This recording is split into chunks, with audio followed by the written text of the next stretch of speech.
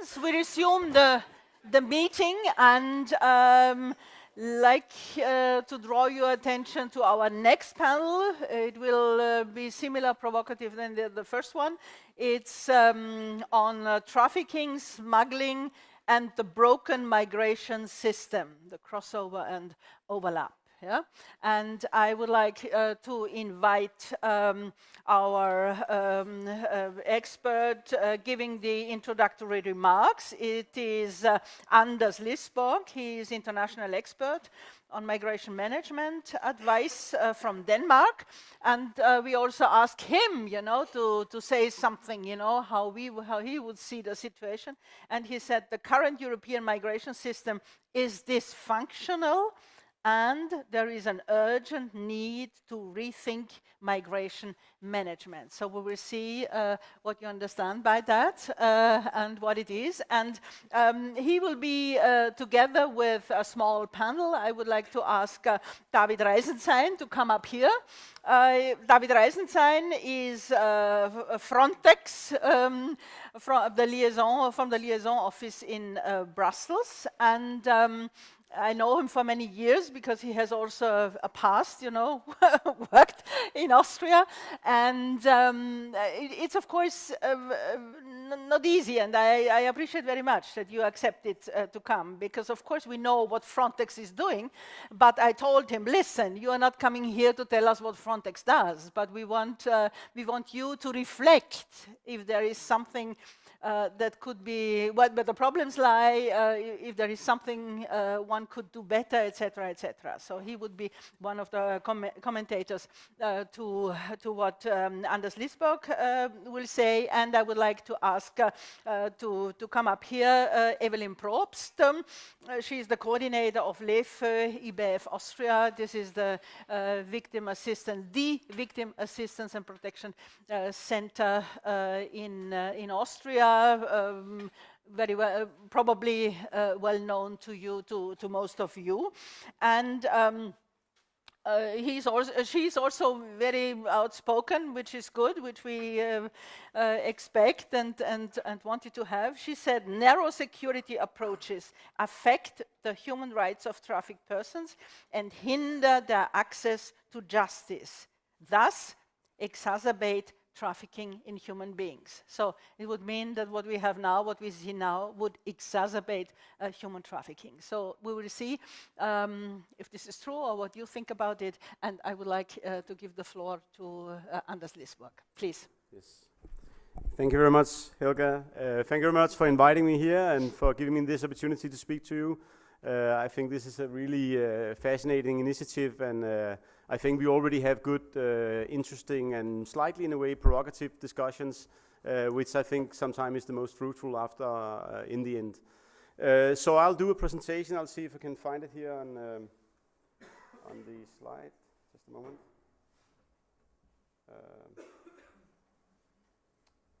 Here we go.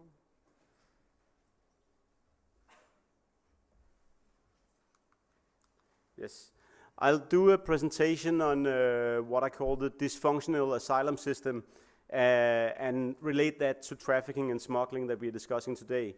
Because the meeting, of course, here is about trafficking, but we have to look at the bigger perspective and put that into the context of the migratory flows in Europe in the recent years and how that changed trafficking and smuggling and how these two issues are intertwined very closely.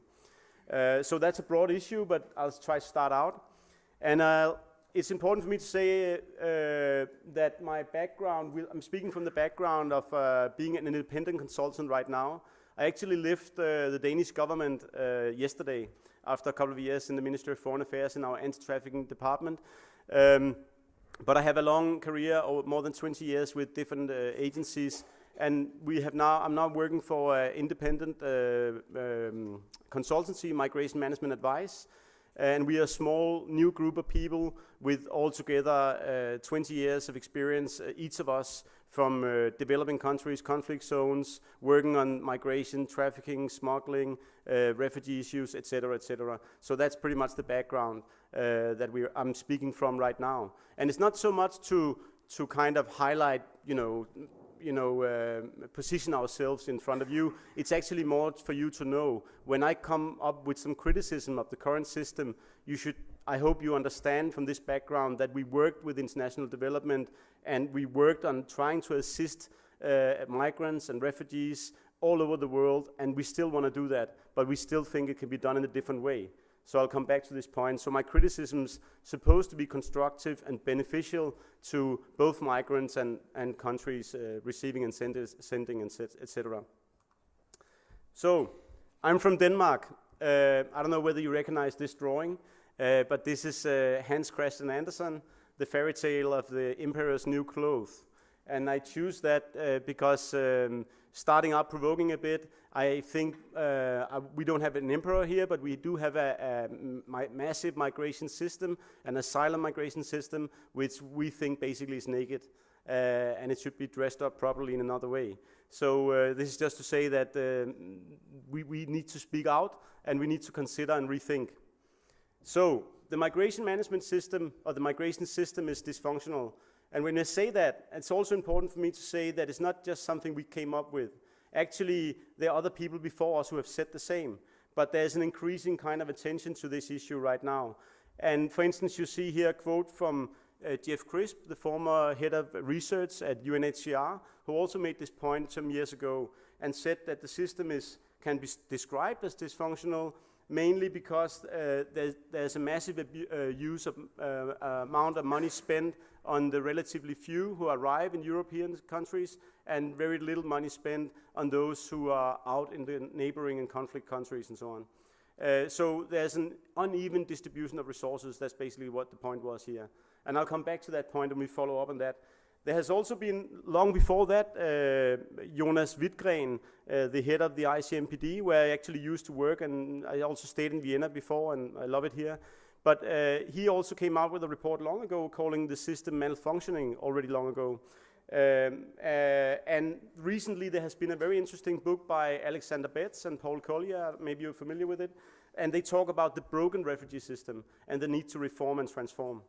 So we're basically kind of into that, my criticism is a part of that context in a way. So we say it's dysfunctional, but it's not just dysfunctional, it's also unfair, it's immoral, it's unsustainable, and increasingly it's becoming a security risk. So you see already now, I hopefully start to provoke, and in that sense stir up some debate for later on. So how is that? First of all, safe and orderly migration is a triple win, as we know. So that's useful for the migrants, for the sending countries, and for the receiving countries, etc., if it's organized well. But ill-managed and irregular migration is often creating situations that we have seen in Europe recently: human smuggling, trafficking, and instability, and so forth, and creating more vulnerabilities to migrants altogether. So criticizing the system is not about providing less assistance to fewer. It's about providing more and better assistance to those who need it most, and in a way where we do not destabilize our own countries. And I come back to that point too. So let's start with the context, and I go through that very briefly because I assume all of you know and have followed what happened in the migration crisis and so on. But very brief, we have seen in Europe since 2015 and up to today 2.5 million asylum migrants in the EU countries. In some periods it was 10,000 per day when it was most massive. So this is the most massive immigration in European history. So it is really a kind of a game changer potentially, and at least it's changing the political landscape of Europe right now. Partly, I'll come back to that. So what we see also is we see mixed migration flows. In the recent kind of migration patterns that we see fewer refugees and more migrants. If we look at the recognition rates and so on, we see only 10% from the Mediterranean central route, for instance, who is coming from refugee-producing countries, so-called refugee-producing countries. We see 70 to 80% men, and we see from Nigeria, for instance, which is a huge sending country, 30% women, and 80% out of those have, according to the IOM, been victims of trafficking and abuse and so forth. So we also know the migration routes. You can see here, like, I think most of you are familiar with these maps that has been shown. Sorry, I should speak from here probably, if I can hear me. You can see from Western Africa and Eastern Africa, etc. We have pretty good intel and data about how smuggling is taking place, how it looks like. We have, for instance, good information about like specific sending zones in Libya. We know a lot of details about the smugglers and so on. Here you see, like, for instance, in Sabratha, in the coastline in northern Libya, where you can see specific sending areas where actually up to 6,000 to 7,000 migrants can be shipped out in the weekend, making the smugglers profit around 18 million US dollars in a period of 2 weeks. And this money goes into buying weapons and so on for their own groups, etc. Right? I'll not go further into that, but there's a lot of intel about what's going on out there. Yeah, that's also examples of intel. We also know this situation have created a disastrous. This has created a disaster with thousands of people dying in the Mediterranean, and also a lot of people dying en route inland in the sub-Saharan and Sahara and so forth. Sahel region. So that's the brief background. So let me go to the system and why we think it's dysfunctional, or why you can call it broken. First of all, it's very expensive. It's unfair, it's ineffective, and it's a security risk. And I try to kind of be more specific on each of those points. It's very expensive. In Sweden, if we take one of the major receiving countries, for instance, as an example in Europe, now the overall cost for migration reception has been like 5.8% of the state budget. So they are spending like 65 billion Swedish crowns a year on housing and screening and recepting those asylum migrants who came to Sweden. And we have to remember many of those are actually not genuine refugees. They are not necessarily getting recognized as refugees according to the UN convention, but are supposed to be returned, and that's more expensive, and that's not included here. So you can see now, for instance, here you have the asylum cost in Sweden compared to Swedish health cost, compared to the budget for Swedish defense, and compared to Swedish development aid. So it's just to put things in proportion and say how much we are spending on in one country on this group. And I'm not saying whether this is right or wrong. I'm just saying that we're spending enormous amounts of money on those who arrive in European countries. In Germany, you see the same, around more than 21 billion euros per year in the year 16-17. And if you compare that to German development aid, that's around 15 billion. So again, there's a very big difference. And in Denmark, it's kind of the same pattern. I'll try to be brief, so it's more or less the same pattern, right? So you can say it's expensive, but I didn't say whether it's right or wrong, because that's basically not for me to judge. It's just saying it's expensive. What I think I can say is right and wrong is that the distribution of resources is not fair. So we think, again, like there's being spent huge amounts of money on the relatively few who arrive in Europe, and little money on those who stay and might be more in need in other parts of the world. So this creates this kind of two groups within migration, the A and the B group, where those who have resources and networks to make it to Europe, they can come to Europe and they can get rights and opportunities that those who don't have the same resources and networks cannot get. So we also have this group of people who are left behind. And I think in migration it's very important to remember that migration is not just about migrants. It's also about those who don't migrate, those who are forced to stay, forced to remain. And we should not forget that. And we should not also forget that when we consider how we assist in the best way and how we distribute our resources in the best way. And it's also about the receiving countries, those who are affected by migration, which is changing their local communities and societies quickly. So on top of that, our system has also created the thousands of deaths at sea, the human smuggling and the failed migration, the false hopes, and so forth. So there's a lot of negative human consequences related to the system that we have created. When I say we, I mean the overall system, which is kind of basically where you say you should not come to Europe, but if you do come, you do have a chance. But you should not come. So the only way you can come is through smuggling and so forth. You all know that, right? So if we go into why it's unfair, again, you can see here on the figure a comparison between the German asylum. I don't know whether it's better. Can you see it from behind down there? No. Okay. The German asylum migration cost here, more than 21 billion, compared to German development assistance. Here you have Swedish asylum migration cost compared to Swedish development assistance. And here you have the UNHCR total budget for 2017. And you know that UNHCR have the global mandate to assist refugees and internally displaced persons. And you know that 80% of the refugees and internally displaced persons are living in developing countries or in conflict zones and neighboring countries to conflict zones. But here you see the differences between the distribution of resources. And then on top of that, you have to think about that 10% of the world populations are living in poverty, living on $2 a day.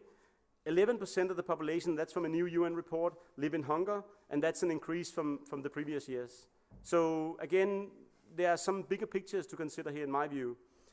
If we go deeper into why it's unfair, an example in Denmark, it costs around 200,000 Danish kroner to house and screen an asylum migrant or an asylum seeker, not necessarily somebody who gets refugee status later on, but potentially one who can get refugee status. That's the same as 1 year school. That amount you could for that amount you can get school for Syrian children in in neighboring countries for 65 Syrian children. You can get vital vaccinations for 700 children in other places in developing countries. And you could actually increase, for those who are extremely poor, who I mentioned before, who get $2 a day, you can increase that they can get $10 a day for 55 families for a year if you do what we call direct cash transfer, which is pretty much a hot issue in development aid right now. Just to compare. At the same time, you can look at the budget for the Satari refugee camp in Jordan, which is one of the biggest ones with 80,000 inhabitants. This has been much bigger before. For that, the cost of running the Satari refugee camp is the same as the cost for 2,737 asylum migrants in Denmark. It's the same cost. And for the German asylum migration cost, you could actually run 287 Satari refugee camps. I'm not saying we're going to do that, and where should they be and all that. That's a practical thing. But again, consider the distribution of resources and whether it's the right way to spend it. Again, just for you to think. Well, so that leads me to the main question actually. Is this the right thing? Is this the right approach? Can it be done differently? Isn't it about time that we consider a new way? Is it morally justified the way we do it? I mean, I worked in development. I worked for the ILO, for instance, for 6 years in Asia as a regional program officer on developing anti-trafficking programs. If I ever came to a donor developing a new program, telling them that we will spend most of the amounts of money on a few who are doing better off and a little money on another group who is more in need, we would never get the funding. But this is basically what we are doing right now in a bigger perspective. I'm not saying that we don't have to do this, but we should ask these questions. I think maybe that could be important for the debate. The third point I made was it's not only expensive, unfair, it's also ineffective. And I think I won't go into the details of that because that's too lengthy. But it's the main situation that we have right now is we have in Europe around 1 million asylum seekers who are in return positions. That means they have been rejected. They are not genuine refugees, so they have to be returned home, but it doesn't happen. And that means that they are left in vulnerable situations. Some of them are desperate, frustrated. By then they are also vulnerable to labor exploitation, to trafficking, but also to radicalization and so on, as we have seen that some of the recent terror attacks in different places in Europe has actually been done by people who were in return positions and so forth. It's really operationally very difficult to solve this problem. if we were to return, for instance, the 100,000 Afghans who are supposed to be in return positions in Europe right now, it'll take us 19 years if we returned 100 per week. I mean, so basically we have a system now where people are coming in, and even they are going through a very thorough screening process, and they are not considered to be able to stay, then they are not really returned effectively. At least that's a huge challenge. And we're still spending a lot of money on this process, right? That's what my point is. So, the final point I want to make, and that's an important thing that we also heard from the first introduction this morning, that's related to security. We should not avoid, or we should actually realize that this is increasingly becoming a security threat. And not so much for the obvious reasons that we know, that we think that, oh, there's illegal migration, some terrorists can be smuggled in through illegal routes. That could be a security threat, but that's not maybe the biggest threat. The biggest threat right now is that the main, migration creates regional instability and challenges to regional collaboration. And as you see here, the main concern among European citizens, this is a recent and big survey among 30,000 Europeans, the main concern today is immigration. And it's higher than terrorism and the economic situation.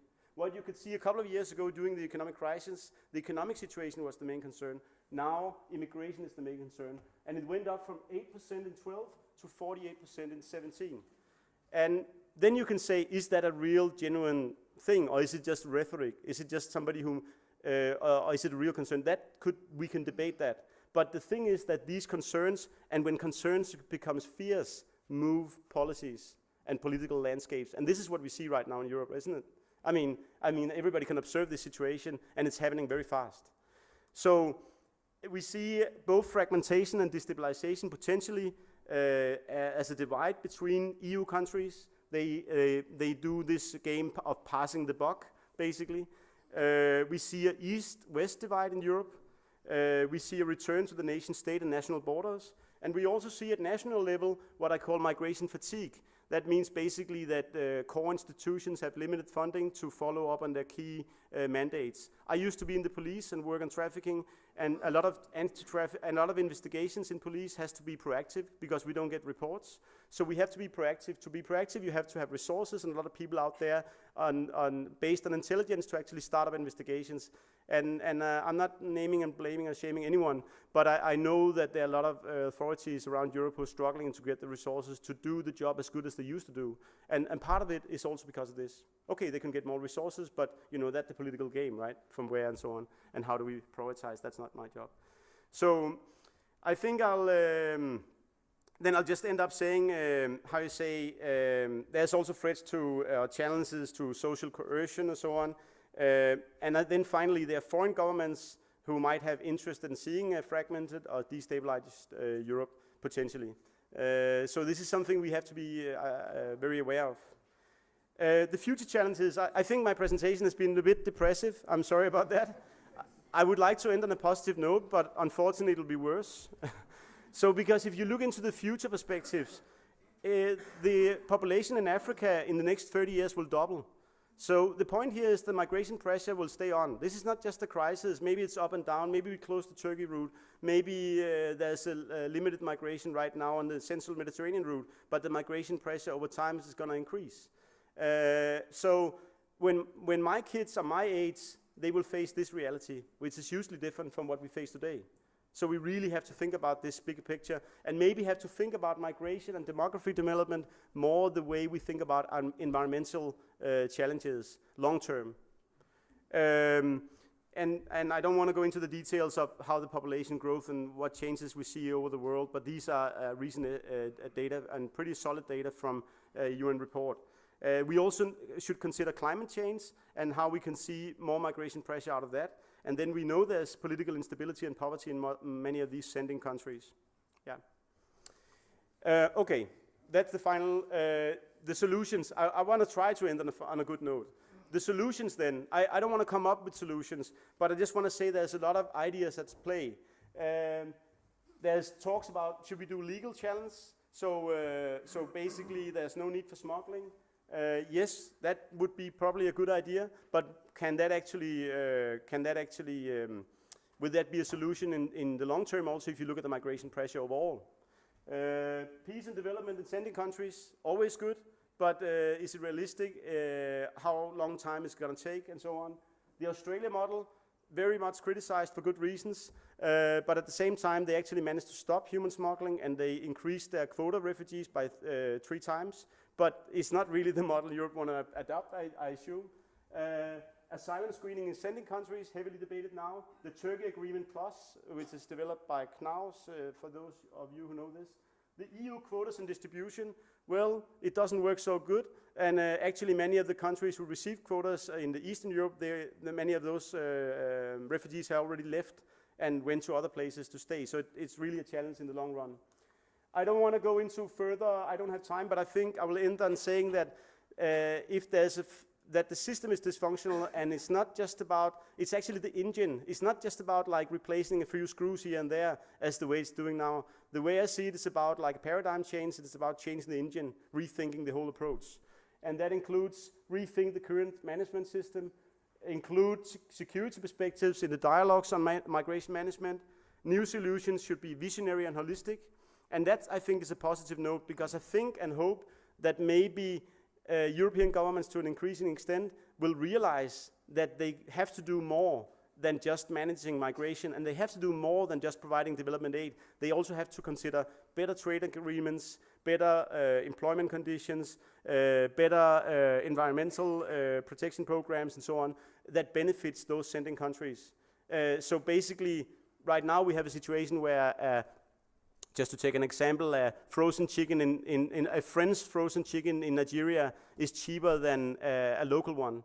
And in those ways, we have created trade systems which is not really beneficial to many of these sending countries. So maybe from this dysfunctional criticism, or this criticism of this dysfunctional system, this can be a leverage to think broader and more visionary about better policies that will benefit both sending and receiving countries in the bigger picture. Thank you very much.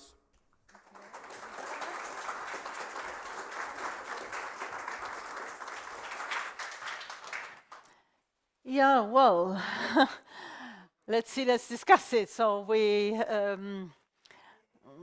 more or less, we know about the problem, you know, and of course it's fine to rethink. The question is in which direction, you know, and if you speak about the security threat, it's a question, whose security, you know, threat to whom and to what, you know, and of course we didn't much talk about but we will in the about human trafficking, you know, because those migrants being on the way, you know, there's heavy trafficking and enslavement going on in forms which we cannot even imagine.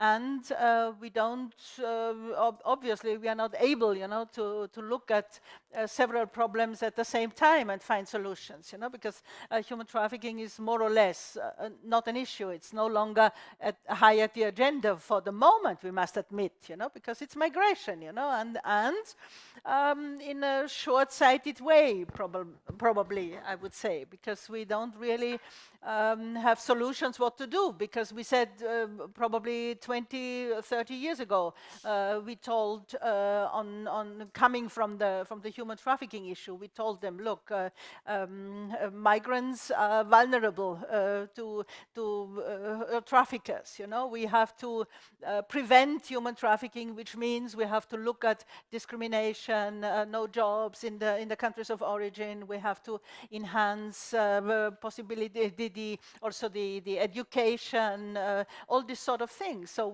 for years we discussed this, and we have not.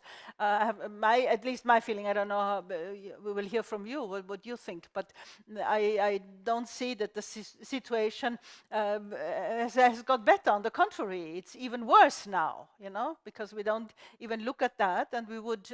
And again, I come back to the initial question: do we have do we simply accept human trafficking as collateral damage of the migration?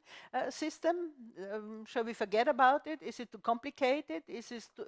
Does it mean we have to invest too much and it's not worthwhile, to lose a few people on human trafficking? And of course, we also have politicians, many of them saying many stupid things, if I may say so, but there are also the ones saying, like Theresa May, for instance, she said, we will have to forget about the human rights. It's just not a quote, because I don't remember how it was exactly, but meaning forget about the human rights. We have to adapt it if it's against our security feeling and our security views, then just forget about it and we adapt it. So the situation is rather difficult because we have no answers, sorry to say. I mean, it's true. You get, again, you just reiterated and revealed, this broken migration system, but the answers are difficult to find. So let's see.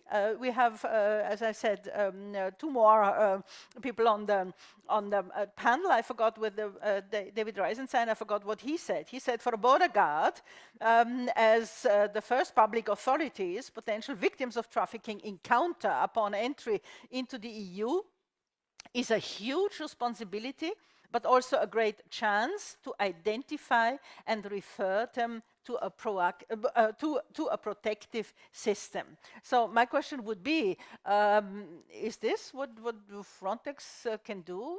Would you, when you are maybe at the Mediterranean and you have these boats, and the emergency situation, would you be, or at which point would you be able to identify that somebody is a victim of trafficking, and what could you do? Is this realistic, or is this just something you would like to do more? So please, David. Thank you very much. Is that working? Yeah, it should be. It should be on. Okay. Thank you very much, and thanks, Helga, for the kind invitation. When I asked you how much time do I have, you said no time. When I asked you what I should talk about, not about what Frontex is doing. So I will talk about. I will talk about 12 seconds. But don't be too happy yet, because 12 seconds is a book, actually. And I put it here so that the camera can catch it. No, it's about 12 seconds to decide, which is basically framing the question that we are having here, which is posed to our border guards, because they got at the border crossing point on average 12 seconds to decide for each traveler that is coming towards them. 12 seconds to decide whether the passport is okay or fake. 12 seconds to decide whether the person in front of you is an imposter or not. 12 seconds to decide whether the travel history makes any sense, if the visa is correct, if the remaining time that the person has inside the Schengen zone is still sufficient, if the means of subsistence and the insurance of the person is enough to enter the Schengen zone, to check the passport against all the databases, and those are increasingly more, as we talk about. And within these 12 seconds, the border guard is also supposed to decide whether or not he or she has a potential victim of trafficking in front of him. Now, we have 13,000 kilometers of land border, 70,000 kilometers of sea border, 644 international airports, 700 million legal border crossings. We had periods of 1 year where we had more than 1 million illegal border crossings in the European Union, and you have altogether 120,000 border guards in the European Union that are supposed to do this job. And this all against a myriad of existing guidelines and procedures that they have to follow, which are different from EU member state to EU member state. And then, as you rightly said, you have maybe search and rescue vessels in the central Mediterranean that are arriving and having like 700 up to 1,000 migrants on board. Most of them women, and not most of them, but a lot of them women and children, which are potential victims of trafficking, as we know from the various organizations. But all they are looking for is basically a place to sit, a bottle of water, and maybe later on a shower and clean clothes, rather than talking to any of the to any of the border guards. If you go back in time, in 2005, and this is still the case right now, because all the border guards in the European Union are working on the basis of the Schengen Border Code and the Schengen Handbook for the implementation of the Border Code. And this is very detailed. It tells you that you can cross an internal border which is no longer existing in the Schengen zone by car, driving 70 kilometers an hour maximum. But it wouldn't tell you anything about trafficking in human beings. And how a potential victim of trafficking in human beings could be treated or identified at the external borders. So this is one of the problems that we are still facing, and that's the problem of awareness. We are not talking about new concepts in our community. We're talking about the awareness, about the current definitions that are in place, and how we can create the awareness for the border guards so that whenever they see somebody approaching the border crossing point, or talk to somebody, or debrief somebody for risk analysis purposes, that they have in back of their mind that this is not only the potentially an illegal migrant, because this is what basically the basic decision for the border guard at the borders is: illegal migrant, legal migrant, allowed to cross the border, not allowed to cross the border, or whether this is also a potential victim of trafficking. And here I look to all of you, because what Frontex is doing, it's implementing the current policies. And as long as the current policies do not tell us to have a major focus on trafficking in human beings, we are simply not deemed to implement this as a major focus in all our joint operations. We can only do so much as we're being told by the legislator and by the policymakers. And you are the forces, and these discussions here are the forces that come back to the legislators and to the policymakers and the MEPs and the Commission and those that are deciding to put more focus on what has to be done in this regard. You have the EU anti-trafficking coordinator, you have a number of strategies in place. We ourselves in Frontex have an anti-trafficking coordinator. We started with a train the trainer manual together with a number of international organizations and NGOs that are here present in the room. We started a specific project on implementing measures, standard operating procedures for victims, children potential victims of trafficking at the airports, because, for example, at the airports, everybody is concerned about abuse of children in Europe, but you have at the same time the absurd situation that at the airports a border guard might not even be allowed to address a child, an unaccompanied minor, with a question without the presence of an NGO or any experts. So with all this pressure of 12 seconds to decide, is the border guard making the effort to stop the person, to wait for 2-3 hours until the NGO is coming, to put the person potentially in the referral service, to have a lot of problems because of child rights, because of maybe being unaware of fingerprinting procedures, and so on and so forth?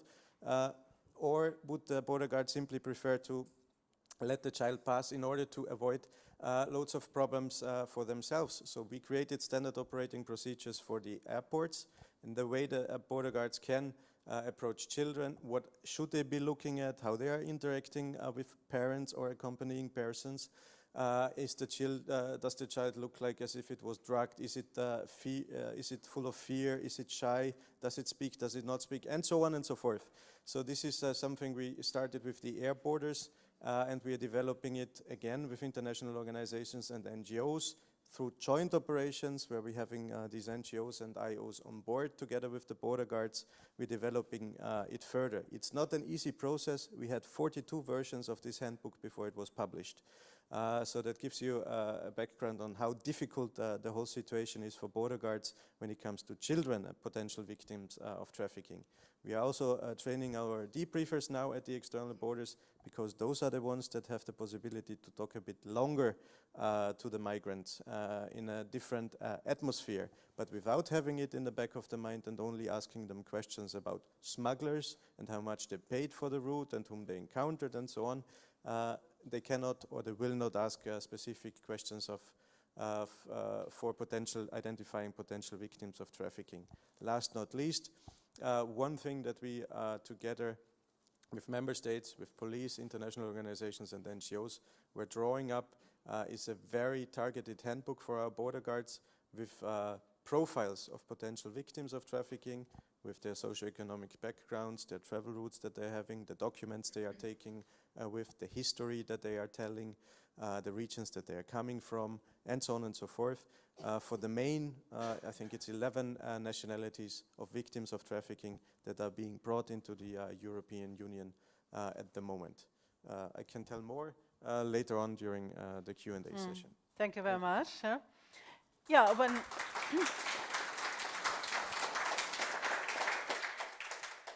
yeah, everything is very complicated, or I could also say complex, but sometimes we also exaggerate, you know, with bureaucracy, as we know, and all this is difficult, but it's true that it's not as easy as that, you know. You cannot just, you know, also when we started addressing human trafficking, the first approach I remember, you know, was to rush into a brothel, you know, and then we found the women there, and we were happy, or not we, but others, you know, doing that, were happy to have them, to catch them, and they were thrown out of the country. So, and only later on we learned this is just nonsense, you know, this is not the right way of doing. So there is certainly a lot to be improved, but when I listened to you, it came to my mind that Frontex, as one organization, maybe others too, should work much more with NGOs together. You know, they have the expertise. You know, instead of developing, I don't know, whatever handbooks. You know, there should be maybe. Could be a joint activity, but what we do on the contrary is just blaming NGOs or criminalizing sometimes NGOs, which is not really helpful. And this leads me to our next panelist, Evelyn. So what do you think? You said security versus, or security, the approach we have, this narrow approach on nation state instead of to people, you know, this is also important in the fight of human trafficking, you know, it's not helpful really, you know, and might even exacerbate the situation of victims and exacerbate human trafficking. Evelyn, please. Thank you. Thank you, Helga. And I would like to cite you again with which security is on risk, whose security is on risk. And I would like to give you, for start with, 3 examples of what have happened this week in our counseling center for trafficked women and girls. First one of the women we are supporting now nearly a year, she told us after being in our shelter since a year, what happened to her in Libya. She was there, beaten down by the guards of a camp when she couldn't stand up, and 2 of the others supported her. They were also beaten down, and then they were regularly beaten down every day by the guards there till her family and the traffickers sold her out of the situation and brought her to Austria at the end. One thing. Second one, another woman went to the police interview. She was brought over to a southern European country by flight, then raped in this country, and then brought to Austria and escaped after 1 or 2 days being in Austria with these traffickers who had the intent in sexually exploit her. And we brought her to the police interview, and the police officer said, "I'm sorry, all this didn't happen in Austria, so you're not a victim out of my perspective, so why are you here? You're here only because you want a residence permit." Third, a woman being closed in her country of origin, which is one of the European conflict countries in the moment. She was like working in a very in a situation which was against law. So somebody who was not was not an employee of government, but somebody else caught her in this situation. And since she was vulnerable due to that, she was closed in a cellar for more than a year, where lots of other people also were closed in. And these people were closed in to be brought every day for any work outside of the camp. And in her case, it was domestic work or cleaning in different areas, brought back to the camp, and this was for a year. She could escape out of this camp due to a personal relationship with one of the guards who she could help in a certain situation. He left her out during night, and then she could found in a place where she still had a little bit of money. Beside this money, went over a couple of European borders, arriving in Austria, being brought as asylum seeker into a place, and then identified by other social institutions that she could be a victim of trafficking. And now she is not perceived as a victim because what happened in Austria to you? Nothing. So you just arrived here.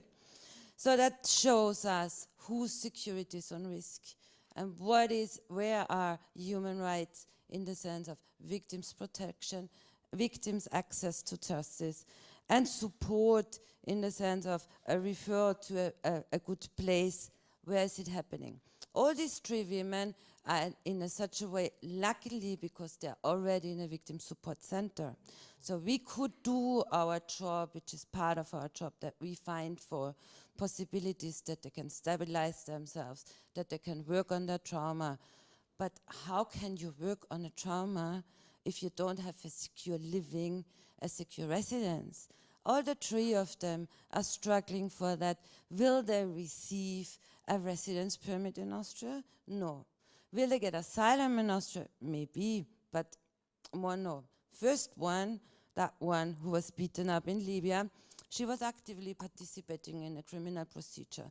She was one of them who really went over her fear of the traffickers and really did a quite good testimony at court. Perpetrators were convicted, one half a year, like one of them for half a year, the second one for 2 years. So already convicted, criminal procedure was already done. Does he now have access to rights in the sense of a decent life, in the sense of what she had survived? We don't know. She had 6 interviews as at the Asylum Institute, and they were only checking that she has to refer back to Italy, where she was coming from, because this was the first entry state in Europe. So it's a Dublin procedure. Austria doesn't have to take the place. Austria doesn't take the place. So entered in protection, as this should be, supported as it should be, but now it's enough. You are deported back again to Italy, and hopefully it will not happen like that, but this has to be decided by the Constitutional Court in Austria, where we are now having the case on there, hoping that there will be a good outcome. And she was additionally questioned already a couple of times for getting this temporary residence permit, which is EU law, that you have to get it when you're cooperating in a criminal procedure. She did it. Did she get it? No, because she was an asylum seeker and she was supposed to be deported due to Dublin. The other ones, one of them, that one closed in a place in her country of origin. She still can't stand any closed door. Doesn't mean closed door with really closed, it's just if you close the door, because she was closed in for a year. But nobody cares about that because it didn't happen here, it happened there. So we are again in the question, whose security is on risk? It's, do we really, due to the picture you framed before, now what is the risky situation, what is like the populistic perspective of lots of political parties all over Europe, do we then frame it that we don't care about human rights anymore? Do we have like centers like in Libya where people are regularly beaten up and then again sold from one part to the other as a solution because it makes people in Europe feel happier, because people are staying outside? That what we are living in our daily life, now supporting around 300 women a year, which increased a lot because we did lots of awareness raising with other social institutions who now understood what is trafficking. But police is being then like not very happy about it because, as I know, too less resources, too less possibilities to work. But why should they go after crime which didn't happen in Austria? It just happened in Spain, it happened in Portugal, it happened in Italy, but not in Austria. We know that all the NGO facilities in Italy are packed full. There's no resources anymore. But then they're deported to Italy to get support there, where our partner says, sorry, we can't anymore. Huh? No money, no place. They have their friends somewhere. They could go to their friends. The friends are the traffickers. These are that ones. This is the network. Who brought them in? This is the network. Who is demanding on them that they have to earn the money out? We did a survey out of around 50 women we are supporting in the moment. What they were expecting when they left the country. And they said, yeah, they want to have a better life.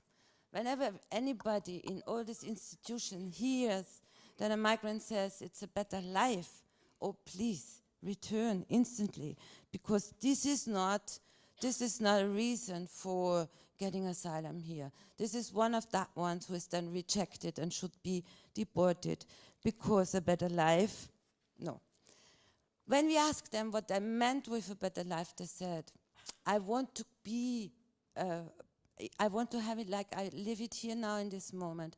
I can walk freely in the street without being constantly sexually aggressive, attracted at the street. So gender discrimination. This is a point where they're going away with. I was really astonished, another aside of one of the women, when I realized that pregnant women are respected here. They even have a special place in the underground. I've never seen that before. And when I realized that children have a childhood, that they not have to start to work with 3 or 4 or 5. So that means better life.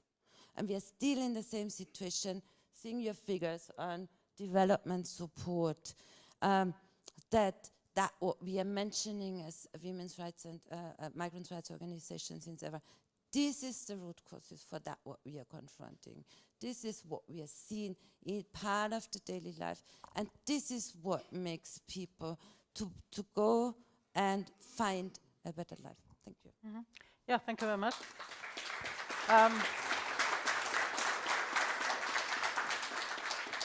Yeah, well, it's not really encouraging, let's say, after so many years, it's really difficult, we don't have the procedures, you have to involve so many people, so many authorities, whatever, so it's really complicated, really long. I mean, this should long be a clear procedure. Everybody should understand, respecting also the human rights of the victims of trafficking. So this is really, yeah, it's not really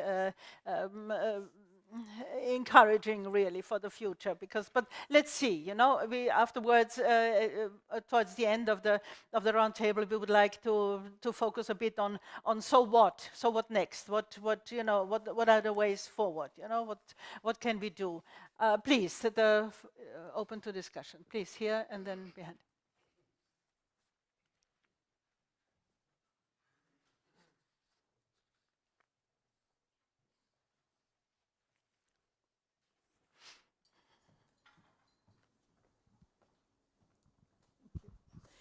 Christiane Ukpa, Association for Democracy in Africa, African Women Organization and European Women's Lobby. Our Danish expert, I feel what you said is not depressing, it is even motivating if you look at it on the cynical side, that the so-called host countries here in Europe were even big winners out of these migration flows, because this money was spent on firms that took care of the victims, social workers, the food industry, the drinking industry, the building industry. All this money was spent on them. New jobs were created, less unemployment. Yeah, we should see it on one side like that. On the other side, as you say, okay, maybe one could have spent the money differently, I would say yes. Because I personally feel we should be all motivated to see one thing. We are fighting here the symptoms, but not the roots. We have to ask ourselves, what makes these people come here? We have to ask ourselves, and there are some uncomfortable questions to other perpetrators who are at the backyard. Countries that sell weapons to those countries where the wars are, that the people are coming out.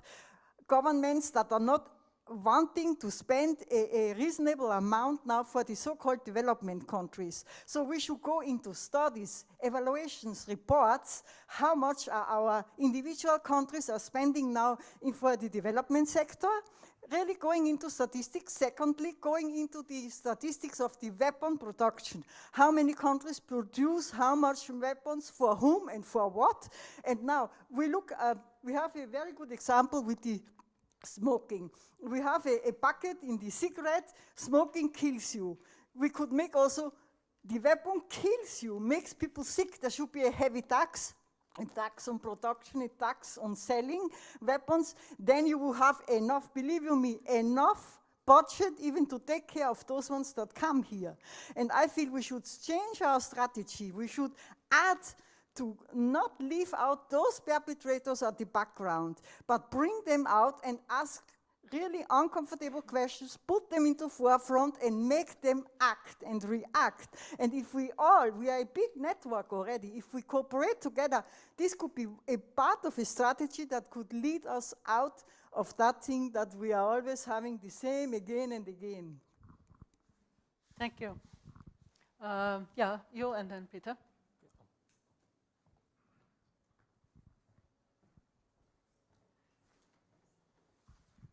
Thank you. Thank you, Helga and partners, for organizing this. My name is Viviane Tassibela. I'm working as a consultant, also as a UN evaluator in development projects in Africa. I just wanted to point out really here the importance in terms of effectively dealing with migration requires also to look at the reasons why people are forced to leave their countries. No? That is something that is missing at the moment, I have the feeling. We still have many problems in many countries where people are still living with less than €1 or $1 a day. We still have situations where political leaders in many African, I will speak from the African perspective now, where many African leaders from so-called fragile states to have here a lot of accounts with billions on it, when we know that people there are dying because of $1 a day missing, you know. And they're opening their accounts in France, Germany, Switzerland without any problems. There is a kind of impunity in front of corruption. We still have a lot of trade of arms, weapons, in many countries that are considered as being fragile or in conflict.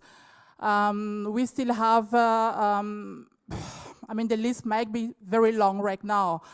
And as long as we are not looking at the reasons why women, men are forced to leave their countries, as long as we are not harmonizing our approach in terms of dealing with these human trafficking issues, that means also involving countries from African Union, from so-called destination countries, transit countries, and origin countries.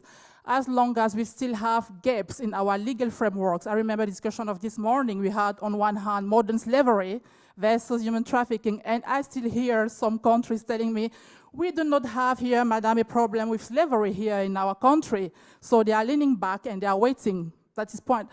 As long as we still have a lack of monitoring, how far are we right now with our different strategies and approach at EU level and African Union level, then we will not be able really to deal effectively with the migration, forced migration. I put force in front, forced migration, and human trafficking. And I think it is very important not to forget the reasons why people are taking this risk. We still have many women and children who do not have something to lose anymore. I have been working in Boko Haram context covering 3 countries, and I remember young people telling me, I am 20, madam, I don't have something here left behind. I don't have any job, I don't have any perspective. The corruption is too high, but we, international community and UN organization, we are still also supporting and financing countries with a really high level of corruption, as nothing is happening. So I think it is important here to underline the necessity to end impunity and the necessity also to address the right problems if you want also to have a kind of good results at the end of the process. Bringing people back home, they will come back, and they are telling you that. They bring me home, I am back to Senegal, I am going to manage myself again, I will take again another boat. That is not a sustainable situation, I think. I just wanted to make it here as a comment that if we want to be really effective in our approach, different approach, we'll have to harmonize them, we'll have to involve a lot of partners, civil society organizations, as well as governmental institutions in all the origin countries, transit countries, and so on. But we will also have to provide people with opportunities in their own systems. Without opportunities, they will take the next boat tomorrow, no? Thank you. You, Peter, and Daya, and then...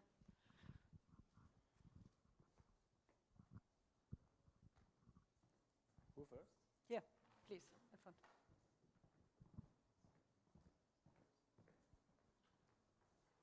Thank you very much. I mean, one should really congratulate Evelyn, Anders, and David, because all the three presentations were excellent. They're very different, but excellent. As to Anders, who took the overall global view on migration, it seems that you are implying that the most of insecurity which we have is created by our governments, who are completely headless and unable to develop something.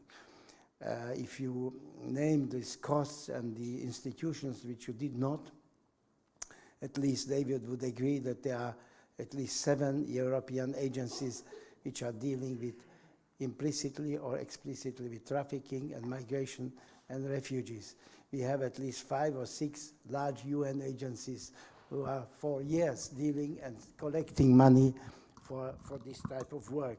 And for the moment, since we are concentrating on the European Union, we have 28 countries and 28 governments, and what we have figured out on the political level, that the only notion which can be evoked is solidarity, which is in the treaty, of course, in the European Treaty. But now, since yesterday, the day before yesterday, the new migration agenda is mentioning, and our politicians, head politicians, are mentioning shared responsibility. You know what it means, shared responsibility? It means that nobody is responsible anymore.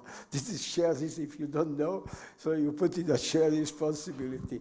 Now, back to the point. Yes, I think that it's not true that there are no positive developments. The first positive development is that the big countries of Europe has been shaken now, especially Germany, and they figured out, and you know it, that those 5 countries in Africa, we have to invest the development money there. We have to send everything to Niger. We have to enter even the villages and to tell them, don't migrate, stay there. What do you need? So one international organization, of course, is doing a very good work by persuading the mayors of these villages and cities and giving money, create jobs, stay there. Now, this is fine, but the motivation for that is not fine, and the method is not fine, because we have learned that these countries with whom we are negotiating these contracts now, where we are putting a lot of money, taxpayers' money, are totally corrupt countries. You implied it, but you cannot give money and European taxpayers' funds into the hands of somebody who is not conditioned to follow the rule of law, democracy, and human rights. Now, if we speak about the root causes, something must happen. So the development aid, we should not criticize just the governments. Now I'm twisting. We should criticize all the agencies, also NGOs, other international organizations who spend a lot of money for things which were totally useless, which were not controlled by our parliaments. I remember 10, 15 years ago, when we mentioned such projects to the commissioners, to our governments, they said, you just don't even imply migration. We are doing real development aid. Well, such a development aid that people even from those regions where we invested a lot of money, people left. Secondly, the foreign policies. If you take Syria, it's a total failure of our security and foreign policies. So we have caused the problem. We are the cause. But now to the point of asylum and migration,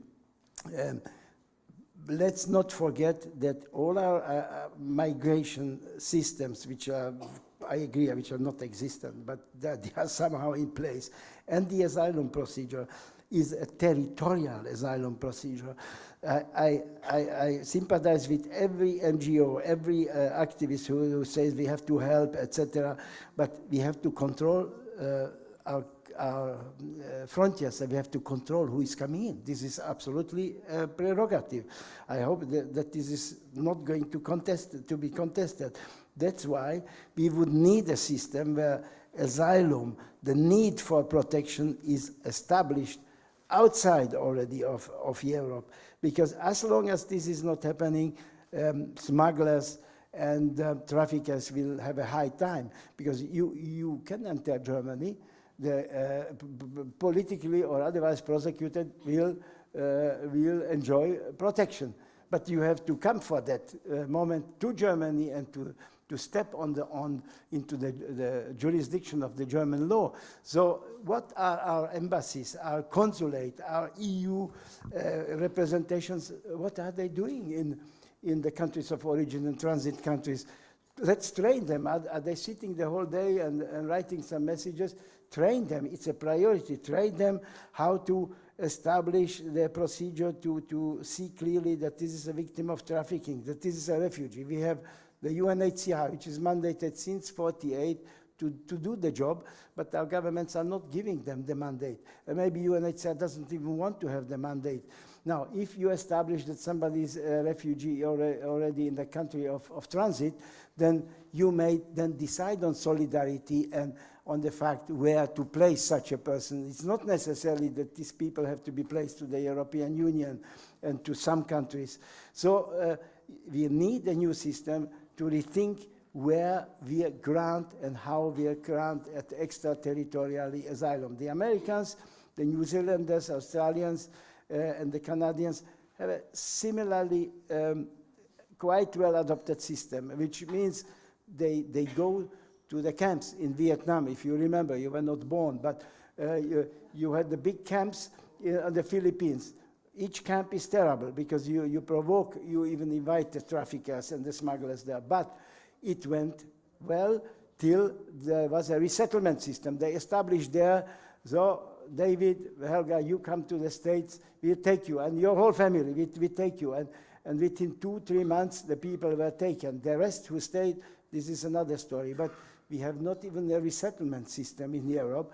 And now Monsieur Macron has introduced it and said the day before yesterday, he said that David will do the resettlement, the rescue, and the frontier control. So I don't know what he thought, but our politicians are already going the way to establish an extra-territorial system to deal with the quality or with the status of these people. As long as we will not have it in Europe, and I'm convinced we will have always smuggling and criminality involved. My last point is that by saying that, of course, we don't solve all the problems, but to Evelyn's case, cynically, I would say, yes, Evelyn, this is true, Austria and Italy and so on. But then I also permit myself to ask the question, and I always did it in my job, where are our agencies, but it's not criticism of you, beg your pardon. Where are our NGOs? Go to Libya and do your job there. If you speak about the root causes, go to Niger, do your job there.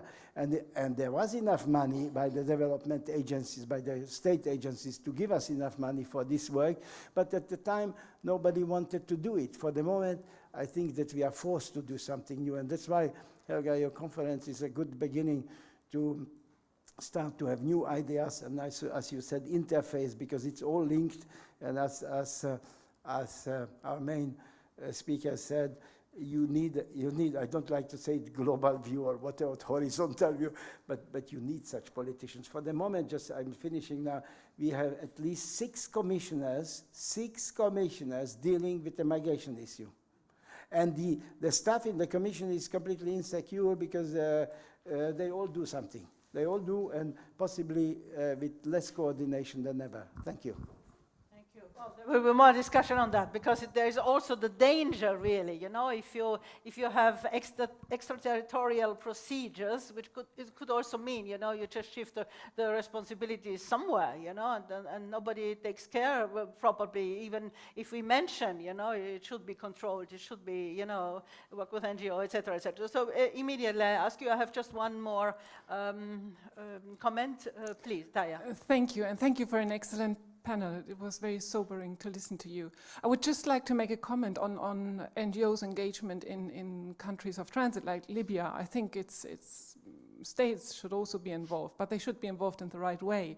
And there are NGOs who are doing important work in those countries, including also in the region around Syria. And for instance, by offering support to victims of sexual violence, which we know from research is an important investment for addressing the root causes of people to leave, but they have very few money. So there is definitely a need for more resources in that field, and including from states in their bilateral and multilateral contexts. I would like to make one comment on your cost analysis. You mentioned the people who are arriving here are those that have more resources, and that is true, but I would like to say they had more resources, because from research we know that the resources they had in order to enable them to leave get largely destroyed, not only during the extremely violent journey that many of them have to go through, but also during the waiting time and the many difficulties they face in the country of arrival. I have done a study with ECPAT in Germany where we analyzed the risks of children on the move, and we had to conclude that we should assume that any child who arrives in a country like Germany, for instance, has experienced violence in one way or another. So it is very far spread. And specifically, I would like to add one more component to this risk analysis, to the cost analysis, which I'm aware is very difficult to measure, but that's the lost opportunity cost, specifically for the younger generations. Because they do come, they often kept on hold, waiting periods for 1 year, or two until they turn 18, and then they are deported or they have to return. And I wish we would be able to apply this triple win approach in receiving these young people, because they are also the resources of their own countries and communities. And they have no opportunities to finalize their school education or their studies. Sometimes they are returned when they turn 18 in the middle of a medical treatment. And so in addition to everything you mentioned, I would also argue that the migration and asylum system that we have is actively destroying resources, not only of the younger generations, but of the societies of origin. And that is our global society in the end. Thank you. Thank you very much. Yeah, I come back to the panel, please. Yeah. Yeah, maybe we start with maybe you're the last one. Yeah, we could start with David. Okay, I'll be very quick. It seems to be time for dinner already. Jokes apart. One important point that has been mentioned was, of course, the interagency cooperation, and this is something that we have to invest heavily on.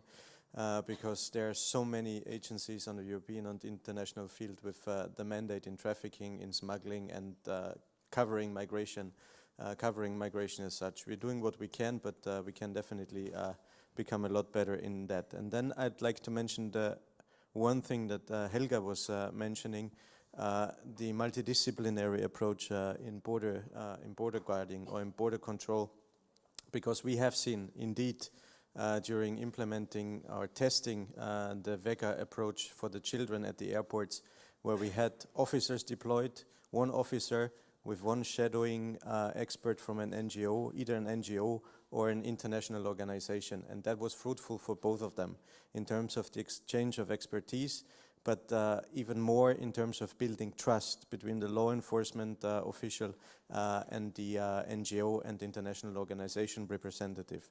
This is being taken back to the work of the Consultative Forum on Fundamental Rights in Frontex and the Fundamental Rights Officer. It's a group of NGOs and international organizations. Save the Children just recently joined this group that is working on developing the child protective approach in border guarding, also for the sea and for the land borders. And this is definitely something that we are aiming in one way or the other to continue in the future. Evelyn? Back to your comment, NGOs should be there. They are there, as Daya said. I was last week in Ethiopia. There's lots of people active there.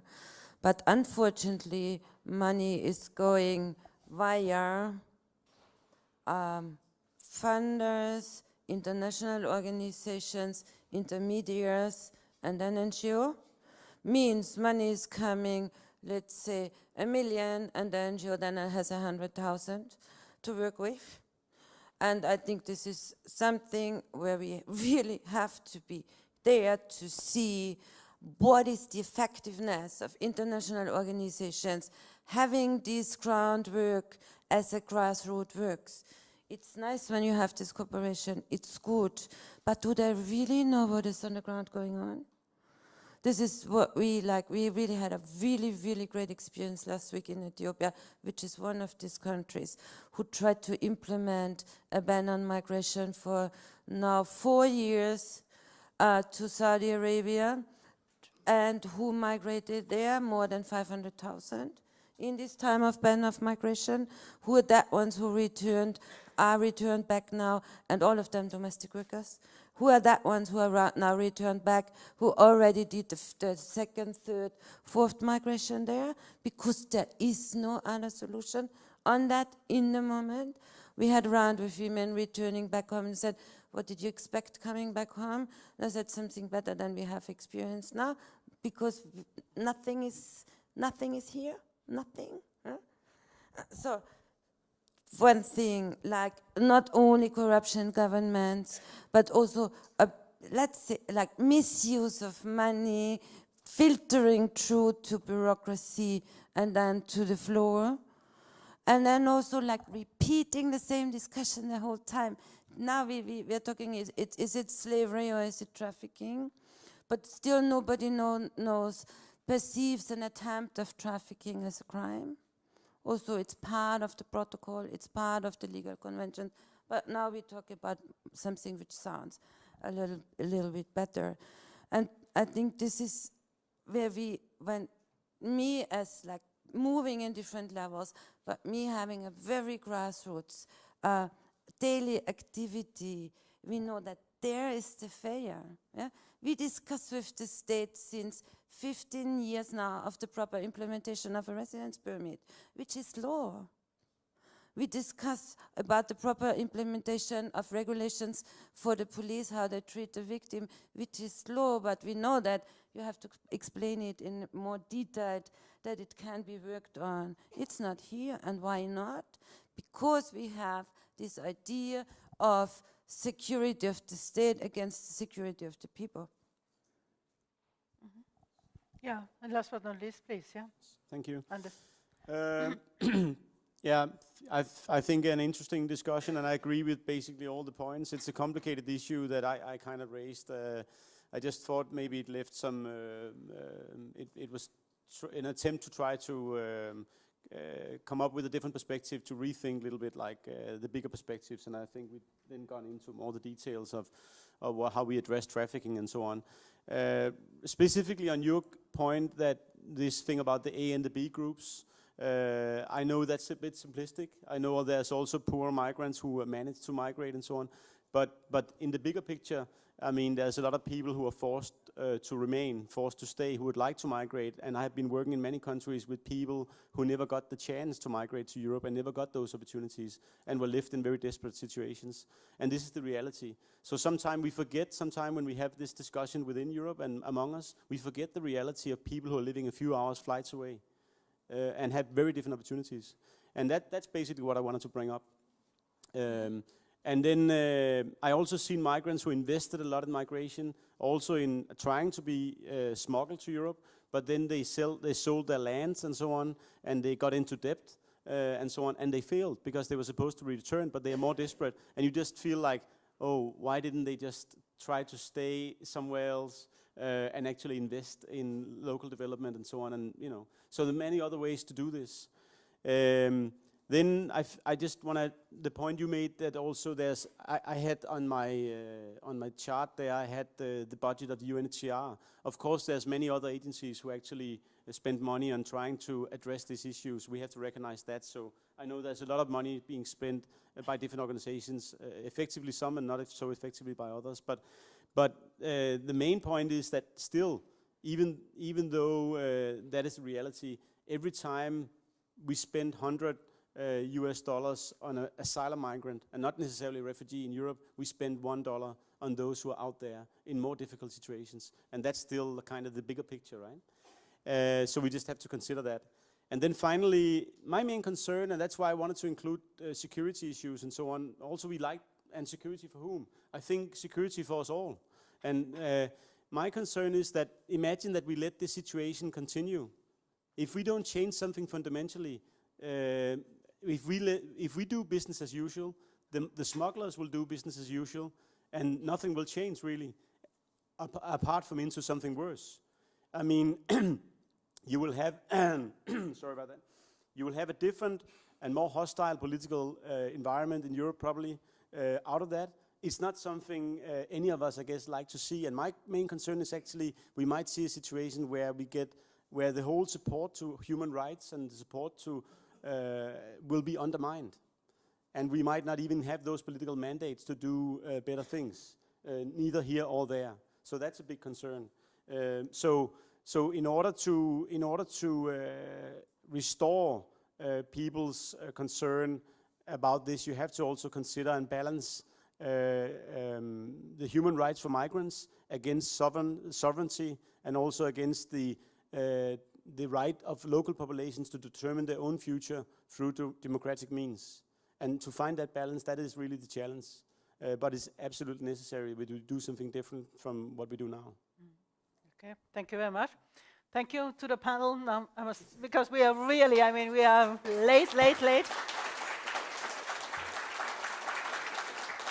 So with your agreement, I would like to suggest that we cut short the lunch break. There will be some, something to eat out there, and I would like to resume the meeting at 2 o'clock. Is this okay? Half an hour break. Thank you.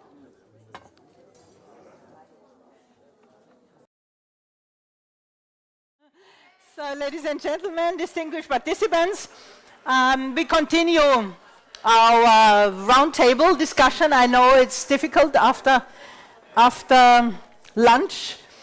The panel for now, oh yes, please, Manfred. The panel for now is on also on some confusion sometimes on human trafficking for labor exploitation, slavery, servitude, forced labor. And maybe we can clarify a few things or try to find out whether this is important or not. So we will see. And the subtitle would be, what has shrimp consumed in Europe to do with slavery in Thailand? Because very often what we think or what we believe is that slavery, if we talk about that, has nothing to do with Europe. But there are, of course, links, and we have renowned experts. We have, for the first time, Stefan Germendi. He's researcher and campaigner from the Environmental Justice Foundation, UK-based NGO, or non-governmental organization. And he said, when we prepared for the roundtable, he said the degradation of natural environments enables human rights abuses and fuels slavery and human trafficking.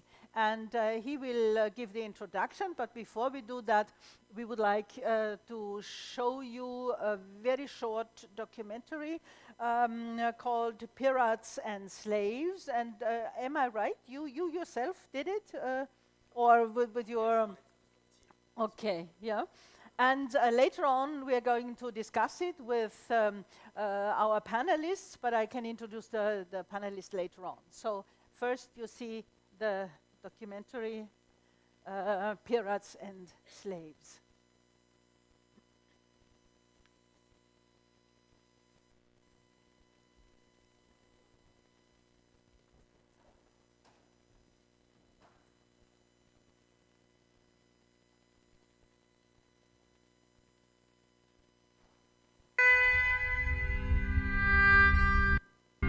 In the last half-century, Thailand's fishing grounds have been decimated by industrial fishing. Overexploitation has depleted fish stocks and devastated marine biodiversity in both the Andaman Sea and Gulf of Thailand, leaving swathes of ocean devoid of large fish. The huge fleet of unmonitored fishing vessels responsible for this destruction often uses trafficked slave labor, forcing vulnerable migrants to work for nothing to satisfy our appetite for cheap seafood. It's a cycle of human misery and environmental devastation.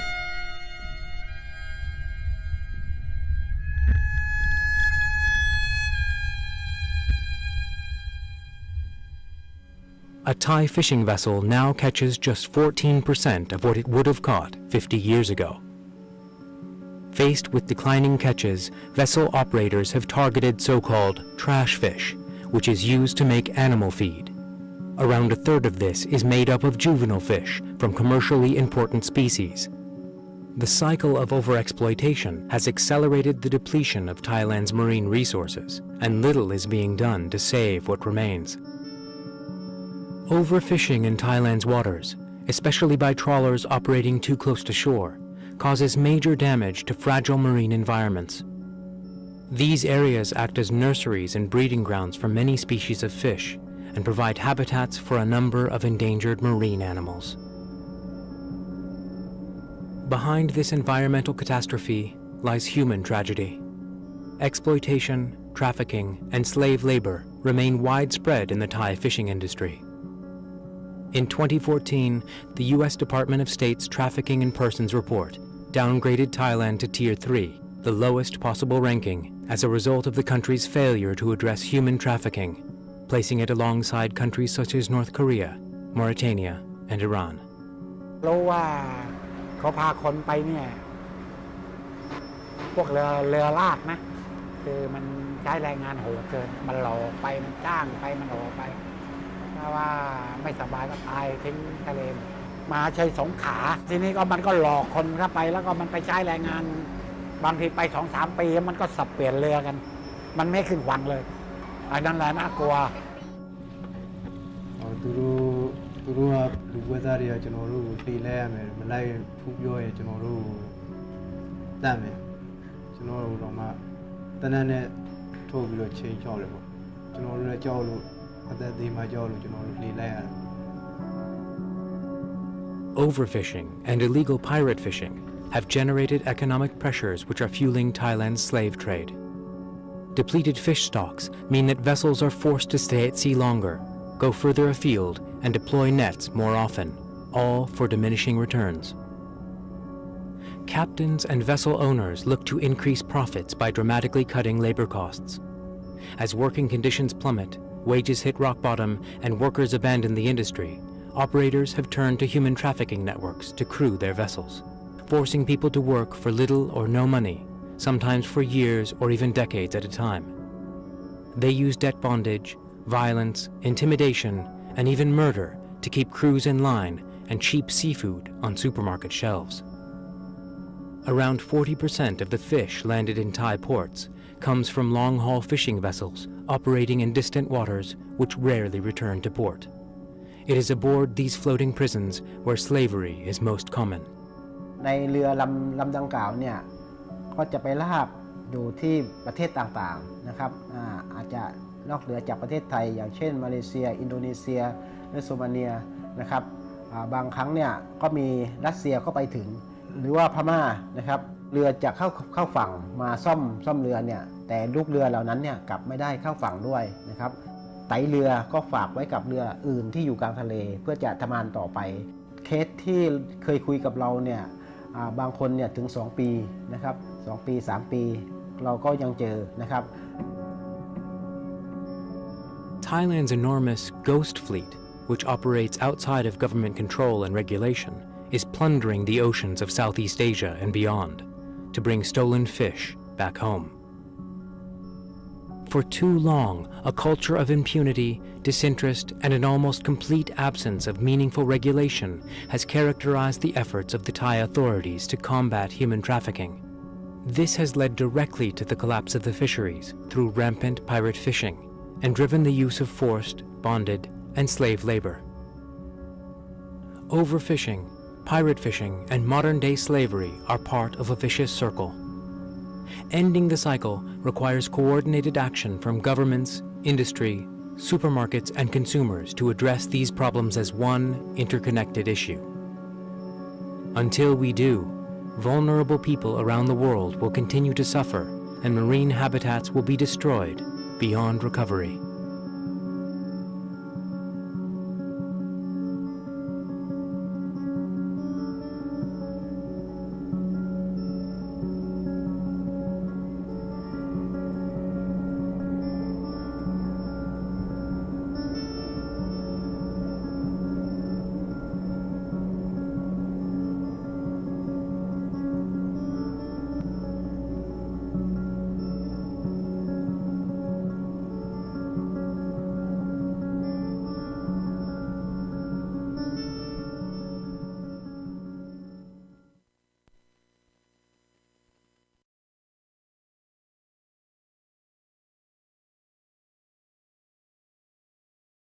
You have the floor.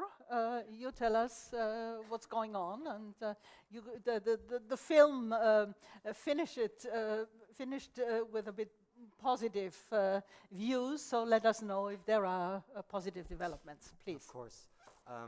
So I think the film provided already a good understanding of the interlinkages between the environmental degradation here of marine resources and trafficked, forced, bonded, and slave labor. So we'll, just in order to provide a sort of setting and hopefully spur some interesting debate later, just go into a bit more detail in terms of the context, the drivers, and how something that happens so far away links to the international community and very much us here in this room as well. In terms of context, what the film shows is that there are multiple different factors interplaying in Thailand. These range from legislative to enforcement issues, cultural, historically grown ones, as well as political issues. Now, exacerbating these are inadequate migration and registration regulations that actually incentivize informal migration, recruitment practices that facilitate forms of exploitation by brokers or employers, but above all, it's the vulnerability of migrant workers that is facilitated and very much entrenched by the existing legal framework that's regulating migrant workers in Thailand. It legally excludes migrants from forming labor unions or serving leadership positions in them, thereby rendering them unable to coordinate actions or address the abuses they are faced with.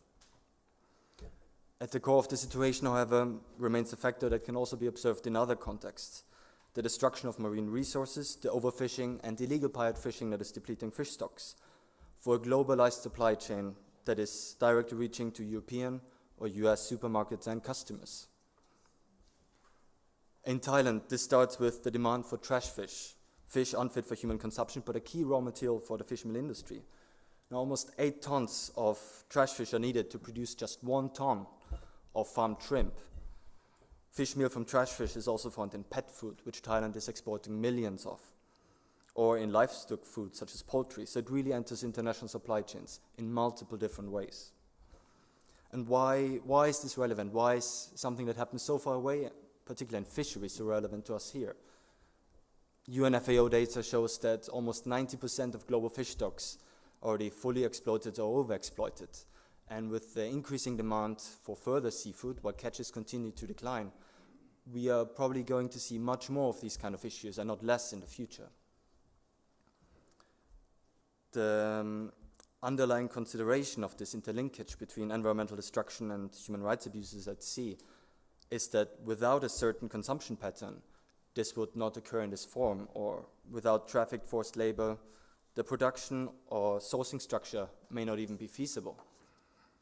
The responsibility for change lies with everyone associated with this international supply chain: governments, private sector, and consumers. Since the film was published, we have undertaken additional investigations into the Thai seafood supply chains, and we're now supporting the Thai government in their reforms. These have been progressing to some extent positively, but issues still persist. And the main driver for progress so far was actually international pressure, in part by the US Trafficking in Persons report, where Thailand has now been upgraded to the Tier 2 watch list, but even more so by the European Union. and I'm not just saying this because we're in the House of the EU and we should say something nice about our hosts, but the EU in that regard has been unique in driving change, positive change, and improvements in the worldwide fishery sectors. It has been, well, me obviously, but colleagues that have been in this field much longer have not seen anything to be compared to. In 2015, the EU issued a yellow card warning to Thailand under a regulation that allows the EU to ban imports of wild-caught fisheries products to the entire EU market from countries it assesses as not sufficiently combating illegal fishing. The regulation's mandate only centers on fisheries, but the relevant commissioner, Vella, made it very clear that the EU sees the illegal fishing in Thailand as intrinsically linked to the issues of human trafficking, forced, bonded, and slave labor at sea. And the solution and reforms need to address both adequately. So we see here how market states and market state measures can encourage and demand positive reforms. The interlinkage in this, as well as other contexts, has been equally acknowledged by other international bodies or agencies, such as the ILO, Interpol, and at the UNODC conference in Vienna this week, where I also attended, that tried to promote the linkages between fisheries crimes, also crimes associated with illegal fishings, such as drug smuggling, weapons smuggling, or of course human trafficking.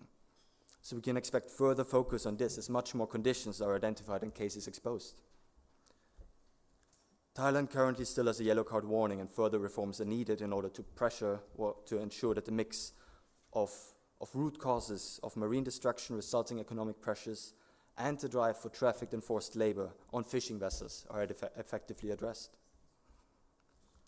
The international community, and us here, and especially the policymakers in this room, can best support efforts to address these issues in supply chains by first acknowledging the connections between environmental destruction, human trafficking, and slavery, and by supporting efforts to strengthen transparency and traceability in global supply chains. This is particularly supported by promoting ways to make reporting on supply chain measures more robust, accountable, and actionable for consumers and policymakers alike. We have seen development in this on the UK with the UK Modern Slavery Act, in the US, of course, and France more recently as well. But more needs to be done to ensure that this kind of legislation actually has the teeth that it needs to ensure accountability. And I, of course, look very much forward to a discussion that identifies with you ways how we can make this happen and support this. Thank you.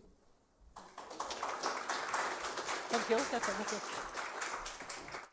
Yeah, thank you very much. I think it's quite interesting because we must admit that normally we are not dealing with fish or other environmental issues. I mean, it's mentioned sometimes, but we don't really go deeper into the matter. So this could be, we start with, we have again the notion of slavery. We will see maybe afterwards, you know, I look forward to the comment of Mike on slavery, if we would call this slavery. And in the film you heard that they use everything, you know, slavery-like practices, you know, forced slave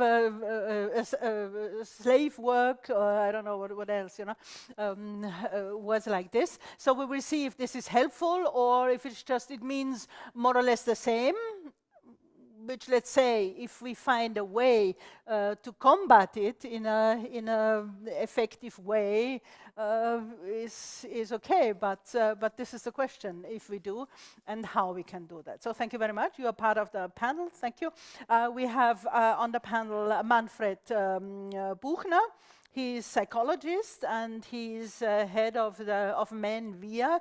This is a support for men affected by human trafficking, and it started, or at the same time, it's a men health center, because you will tell us that men maybe have another, or to get them, to identify them, to encourage them to be supported, you know, maybe you need some other ways of doing, so thank you very much for being here.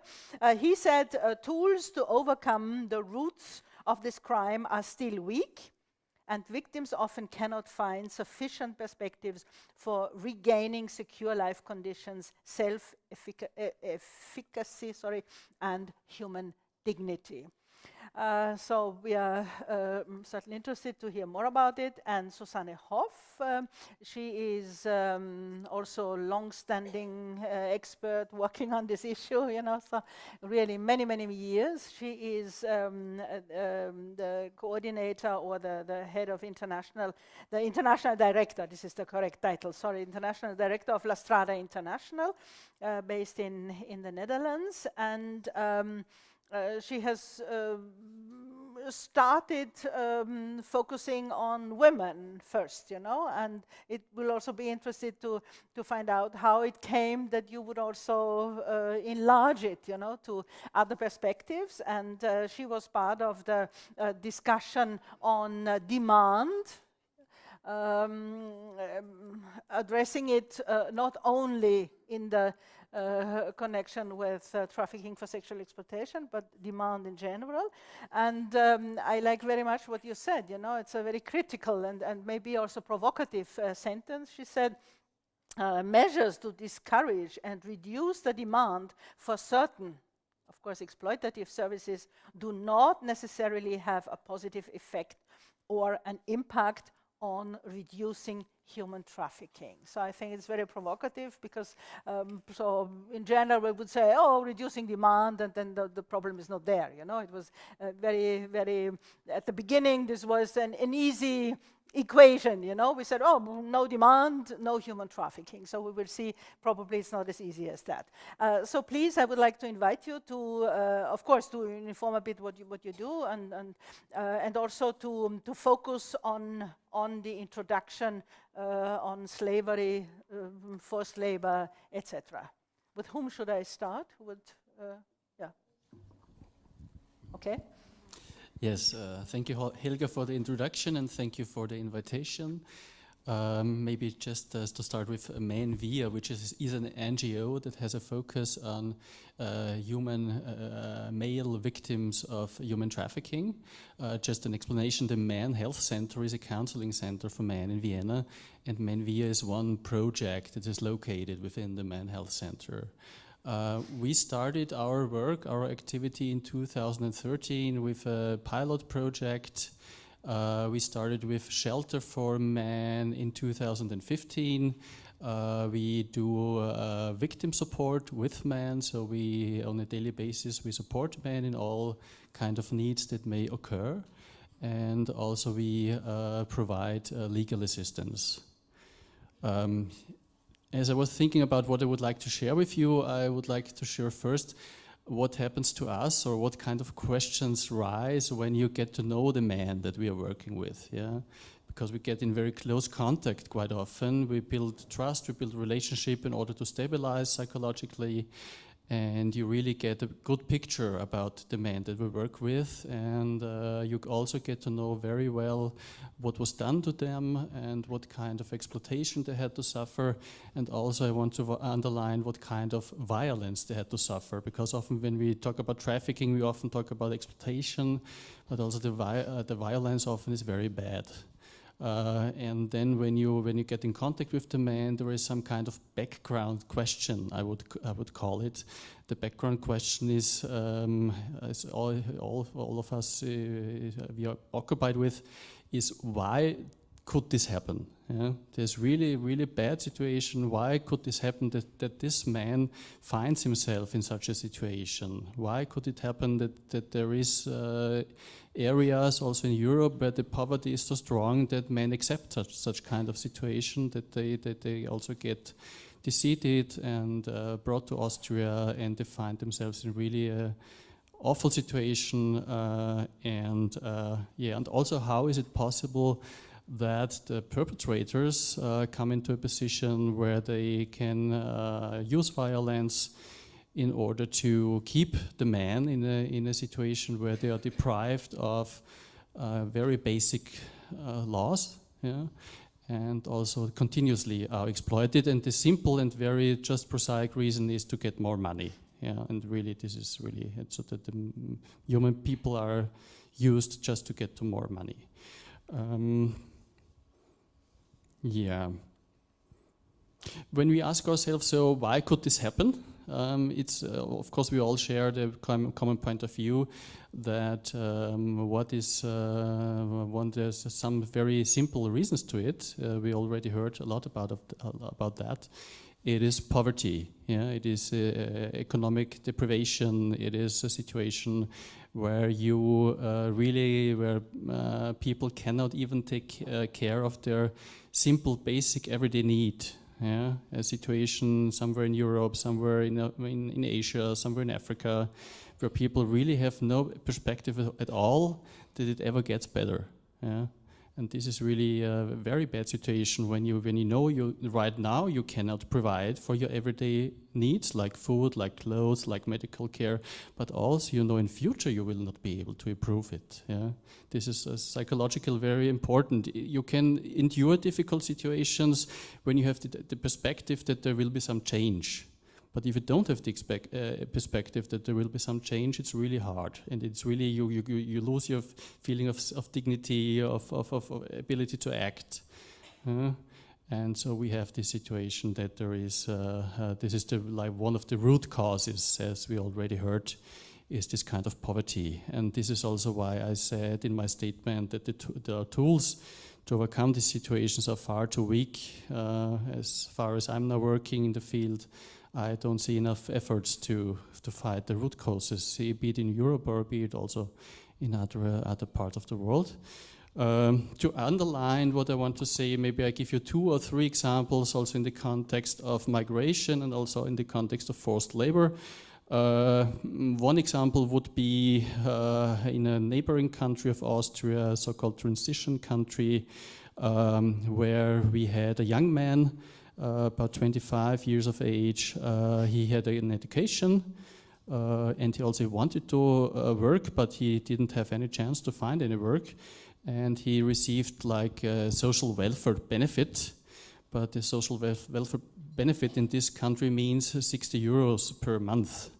When you go to countries of transition in Eastern or Central Europe, you know that even you can't buy food for 1 month if you buy this money. So this guy was really very open to believe somebody who told him, well, go to Austria and there you go begging. Yeah? And so he went with him, he promised him money, but this guy had then to sleep in parks and to sleep in kind of ruins in the cities and never saw any €1 of this money because he had it all to give to the perpetrator. When it came to the court, the legal procedures, the case was closed down. And one of the arguments was that, well, this guy is not in a position of vulnerability because he gets social benefit payments in his home country, but nobody made the effort of the person who judged the case to look after or to inform oneself what is the benefit, in what amount, and what is the situation in the home country. So here we see that our victims face ignorance, unfortunately, and which again does not contribute to a feeling of self-esteem. Another example is in the context of construction work. Also in Austria, we have a young man whose mother already had to migrate. Now it's in the context of migration, not of asylum seekers. She had to migrate because of very poor economic conditions, also in a transition country, in a European one. So she had to leave her son at home. She couldn't take care of him. The son was with the grandfather, but the grandfather died, and he had to sleep to live in the street.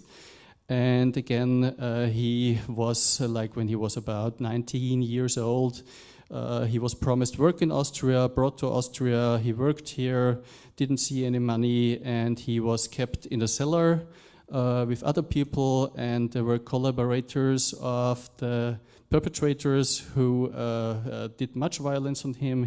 They raped him, they abused him sexually, and the case is still open what concerns the sexual violence, but it's closed on the trafficking.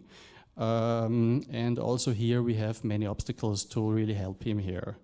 And the third example I would like to give to you is in the context of asylum seekers.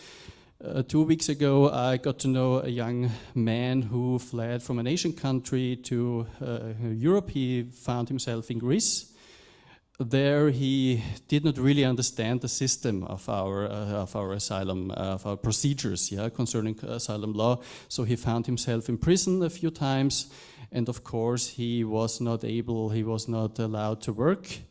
Then again, he met a person that promised him work in an agricultural area. And this perpetrator also, it seems, that collaborated with some officials, and he was kept for twice 4 months about in the agricultural field. He was isolated, he was beaten, he also was threatened with being murdered. He was intimidated. He also reported that he knew that other people were killed, probably. He was in much fear. He tried to escape, but he was caught again by collaborators of the perpetrator. After these twice 4 months, he managed to flee because of some other crisis situation due to the weather. So he took his chance, fled, and finally found himself in Austria, where he applied for asylum here. And here we hope that we can kind of argument that he can stay in Austria. He has a community where he lives here. What we see here is that the point is that there's too little done to fight against poverty and economic deprivation in Europe, but also worldwide. When we come back to Europe, there still needs to be established social welfare standards, that are not established at all. And the cases I told you about Europe, they are not far away. You can go by car a few hours, and you meet really bad situations. Yes, maybe the rest, also the obstacles maybe we face in our work, we can talk about it in the discussion. Yeah, thank you very much. Let me just, thank you, please just. I would just like to mention that, we talked about the ministries supportive of what you do, so at least I would like to mention that the Ministry for Labor, Social Affairs and Consumer Protection was the first, to say, this is important, let's try. I mean, I would really like to commend the ministry for this, but nevertheless, I would at the same time like to say there is much more to be done, so it's all on a, as we said, NGO on a not too much money, nothing for development, etc. But nevertheless, it's there, and I would take the opportunity to mention also that in Austria, also due to our work, I mean to others too, but to the awareness raising we did, the ministry and the trade union, they established consulting center, let's say, it's called UNDOC, for undocumented migrants, So for the first time, they are not sent to the police, thrown out, deported or so at the first moment.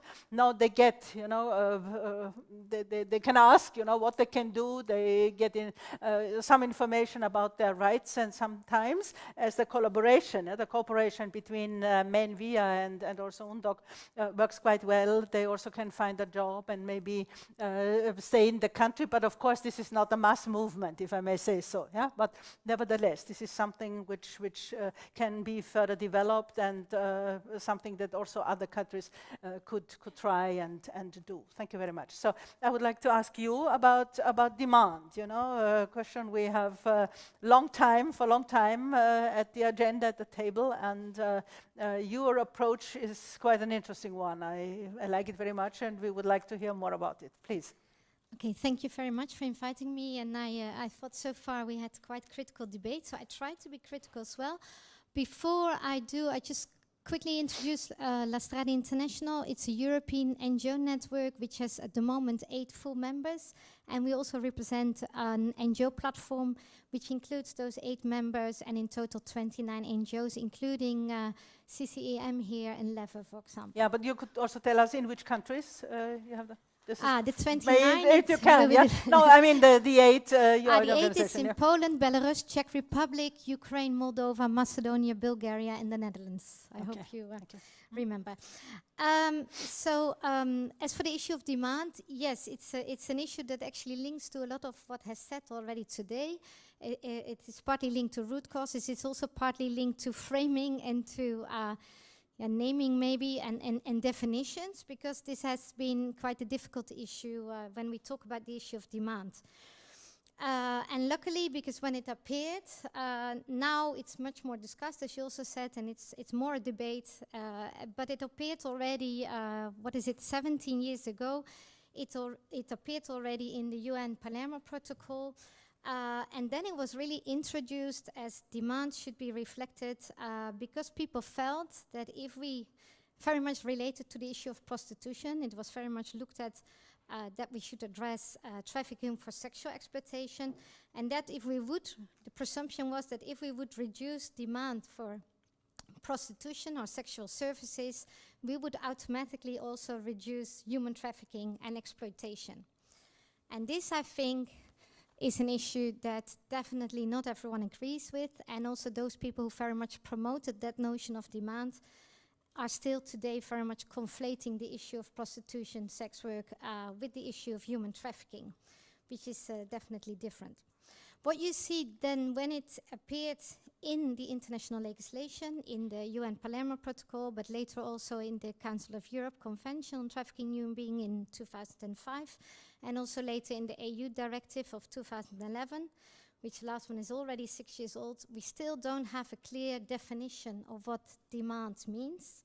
Of course, if we see your video, you see very much there is a demand, but at the same time you see also supply.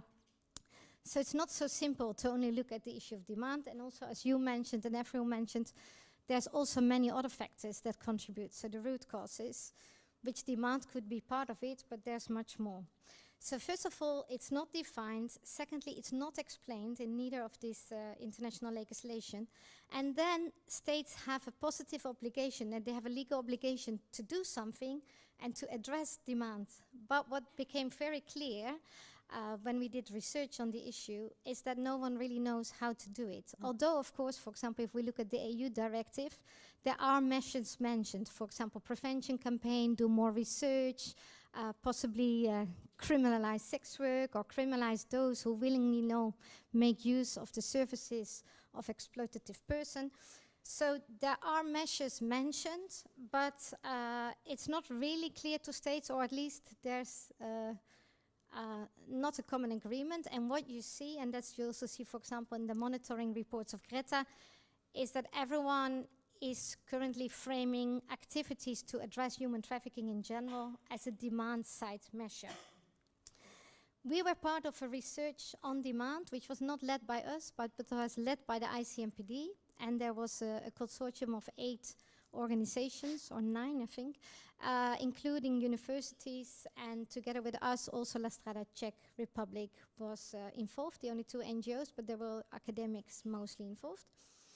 And this research looked at all the issues, the issue of demand, looked at the meaning, looked at to see whether there's any evidence for the issue that demand is actually contributing to human trafficking, and looked at all the forms and also how different stakeholders, security, but also politicians, different actors looked at the issue. And then what was very clear already when you looked at this is that it's very difficult to definitely say how demand leads to human trafficking, because if it would be so simple to say there's a lot of demand, for example, for sex works, and in sex work a lot of exploitation takes place, so let's reduce the possibility to offer sexual services legally and let's criminalize it, then we will also reduce human trafficking. For sure, you could say that if a lot of people work in a sector, or if a sector is not regulated, or if people work in an unregulated sector like domestic work, then yes, there is a chance that more exploitation occurs.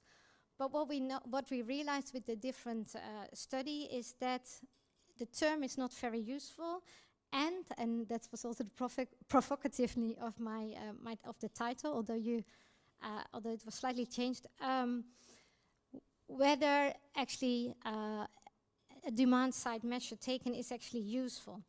What we see, and that's what's very interesting if you look at all the different sectors, is that the factors for why people are actually exploited and abused, it's not just because of demand, because not just because people demand a domestic worker, people are exploited in domestic work. There's much more other factors. There's the fact whether they can be legally work, whether their rights are protected, whether they can have a contract, whether there's any monitoring by labor laws and by labor inspection.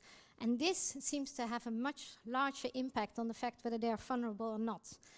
And further, unlike like any policy measures taken, you have to look very much at the impact of the policy and the measure, whether it does really do good or do harm. And we have seen a lot of measures taken in the name of demand which do not necessarily do good, but rather do harm.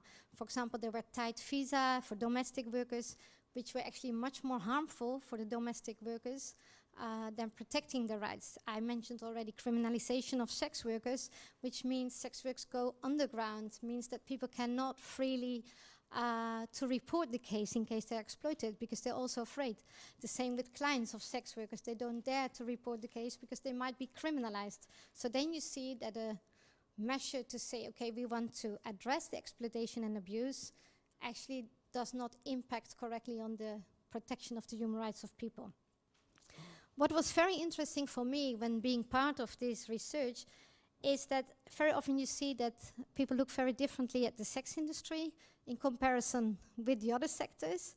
But what became very clear, and they looked really at begging, they looked at forced organ donation, they looked at forced marriages, is that the conclusion of all the research was protect the rights of people, ensure that people can report, as you also said, ensure that labor is controlled, ensure that people have their rights protected in case of violation, that they can get assistance and support. And that's much more important than to say criminalize a certain sector, stop a certain demand. Because also what you see, demand is very often framed negatively, but it could also be very positive. You see it, for example, yesterday I was talking with someone, with Evelyn. In the IT sector, a large demand for IT workers could also actually increase people's workings right. I would like to conclude here also to have a little bit more time for discussion. What I really would like to say is we did this research. There's still 3 more publications to be published, although the demanded study is actually finalized at the moment. What became very clear is that much more impact assessment is needed, but that's in general for counter-trafficking work, I would say. Yeah, thank you very much. Thank you.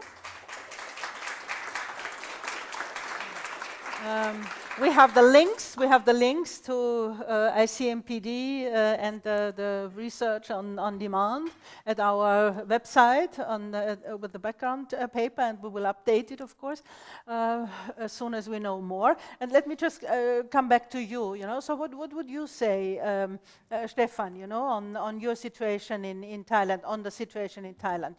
Is this demand-driven, or how would you see the situation? I mean, demand is, of course, one of the factors that plays into the context there. Meaning that the Europeans shouldn't eat fish anymore, or shouldn't eat shrimp anymore? Or? I mean, on the one hand, there's a reason why almost 90% of global fish stocks are over or fully exploited. There's just too much seafood consumption. Can there be a drive to more sustainable fishing consumption? Of course. To more sustainable fishing activity? Yes. Does it mean the entire demand should be stopped? No, not necessarily. But it's about the way the demand is, for instance, driving a certain production pattern or even enabling it in the first place. Now, to give you, again, the case study from Thailand, a Thai vessel, as in the catch per unit of effort, which is the unit by which you measure fishing efficiency, in the Gulf of Thailand has declined by 94% since the 1960s. So on average, a vessel there is only able to catch 6% of what they were able to catch 50 years ago. And operating costs of such a vessel are about 60%. So those are flexible costs, whereas fuel are fixed costs. If there's a demand, it will drive certain responses from a vessel operator who wants to remain profitable. But then again, this can only happen in a context where there's, for instance, vulnerabilities of workers, where there's a lot of migrant workers who in Thailand suffer from very inadequate protection anyway. And, well... Would there be less exploitation if the fish was more expensive? I think it would be a more healthy thing if fish were more expensive, because fish or products that come all the way from Thailand, it's not normal that is in many ways cheaper than what you get locally. And shrimp used to be a luxury product, for instance. Now it's something, in the UK you can buy 1 kilo of shrimp for £1. It's just too cheap to be normal. Mm-hmm. Would you like to? Or I can also, I open up for the, yeah, please.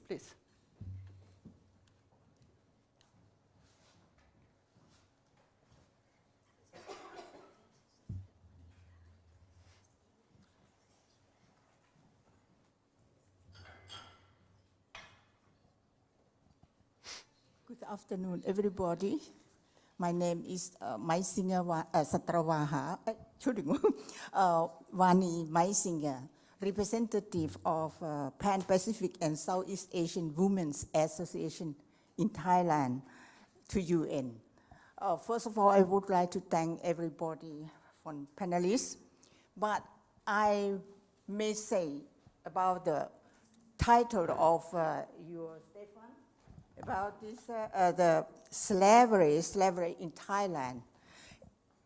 It's not correct. It's very hard and unfair, because in Thailand we don't have slave anymore since the right of the king of the fifth.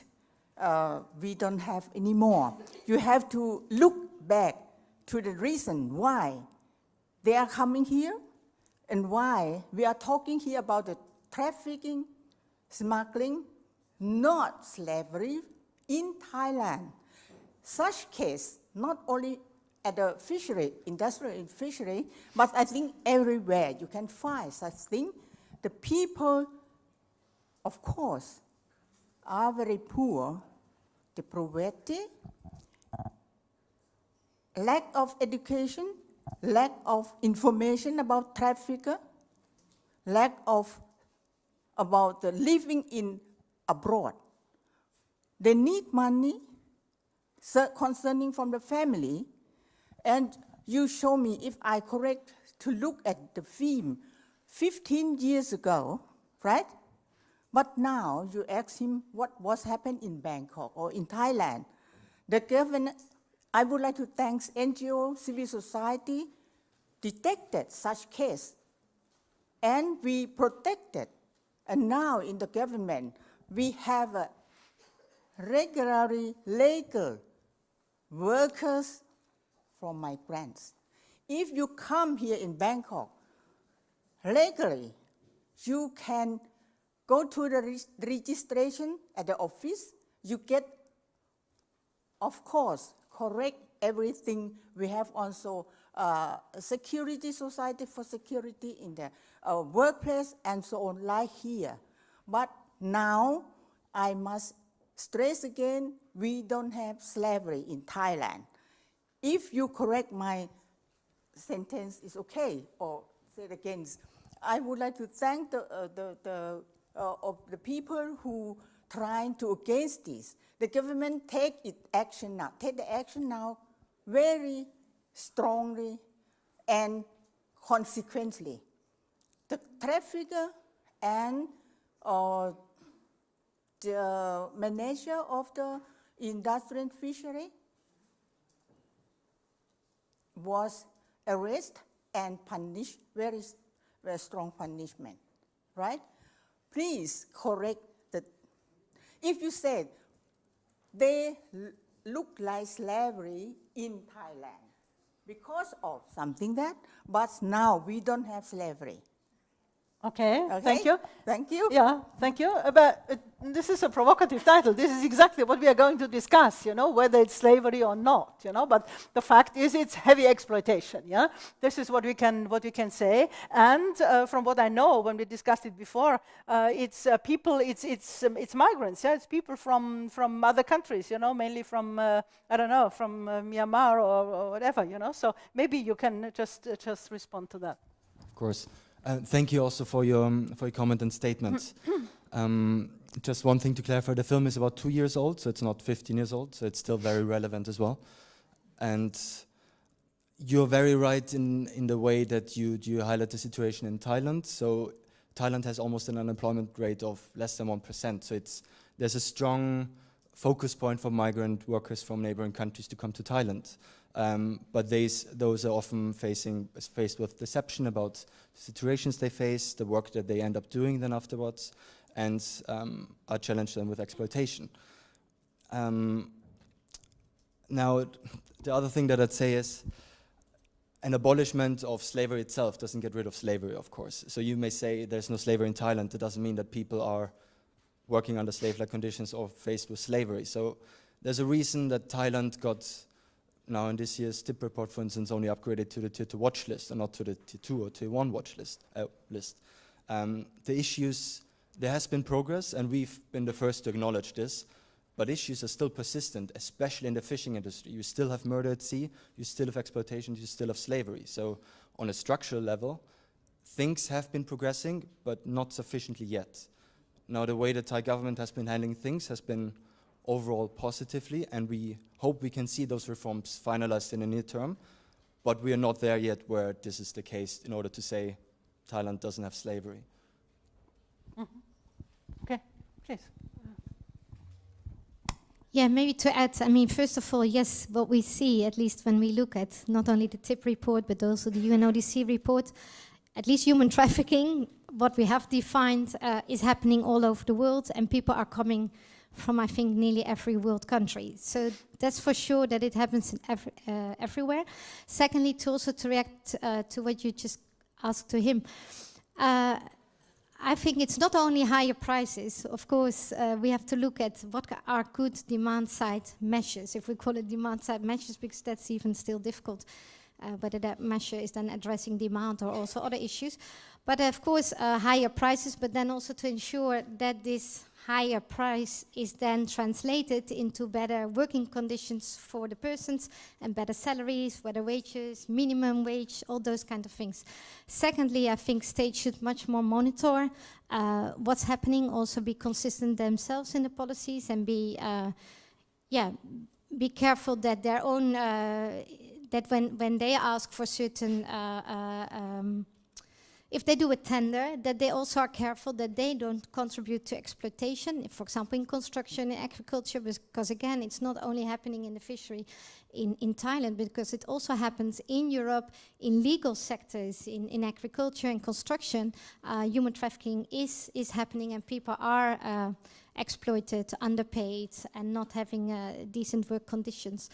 Secondly, monitoring, and what we also said today earlier, there's much more control needed, but what we see all over Europe and all over the world, there's enormous lack of labor inspectorate. Moreover, very often people then also look at the migrant situation of a person, whether the person is undocumented or not, and we very much call also for delinking that, so people can really feel free to report exploitation and abuse.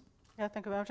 And you know, it's not that we wish to blame Thailand, but it's a fact. We also said, look, let's name it, because if we do very general, we never come to a point, you know. So, but the idea was also to have another title or more of the title, but then it was too long. We had also what has pet food in Switzerland to do with human trafficking, for instance, you know, because also, and then of course you can't say, but in Switzerland we don't have that. No, we can prove that, you know. So that's it. So simply, we would like to discuss this to make it aware and also to see what we can do. Therefore, we are here, because if we hadn't the problem, we wouldn't be here and discuss the things, yeah? Mm-hmm.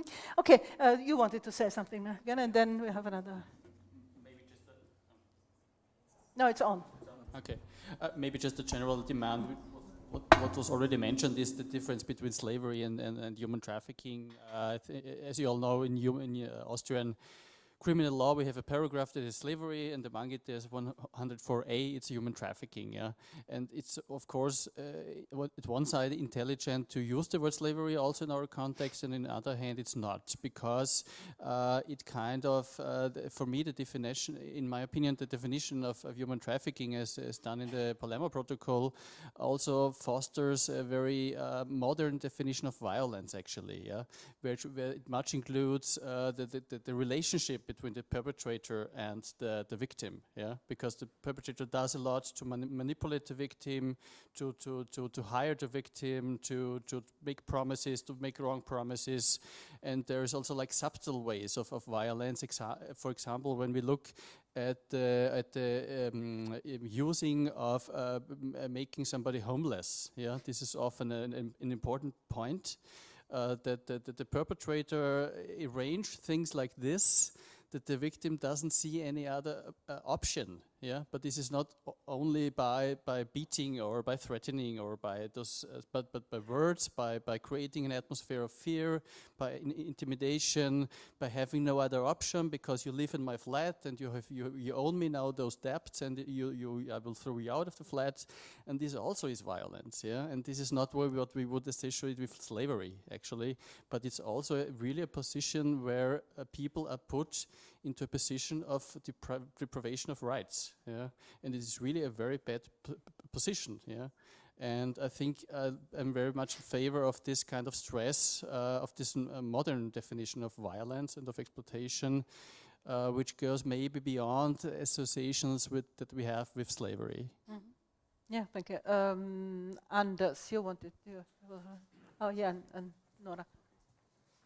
Yeah, thank you very much, and thank you for an interesting panel again. And I think it was kind of interesting again, like we have very different perspectives on the same kind of topics. So I find that very useful. I just want to add, actually, in terms of now we're talking about slavery or whatever we want to call it, forced labor. Or I used to work for the ILO, and at that time it was forced labor when I worked for the ILO in Thailand.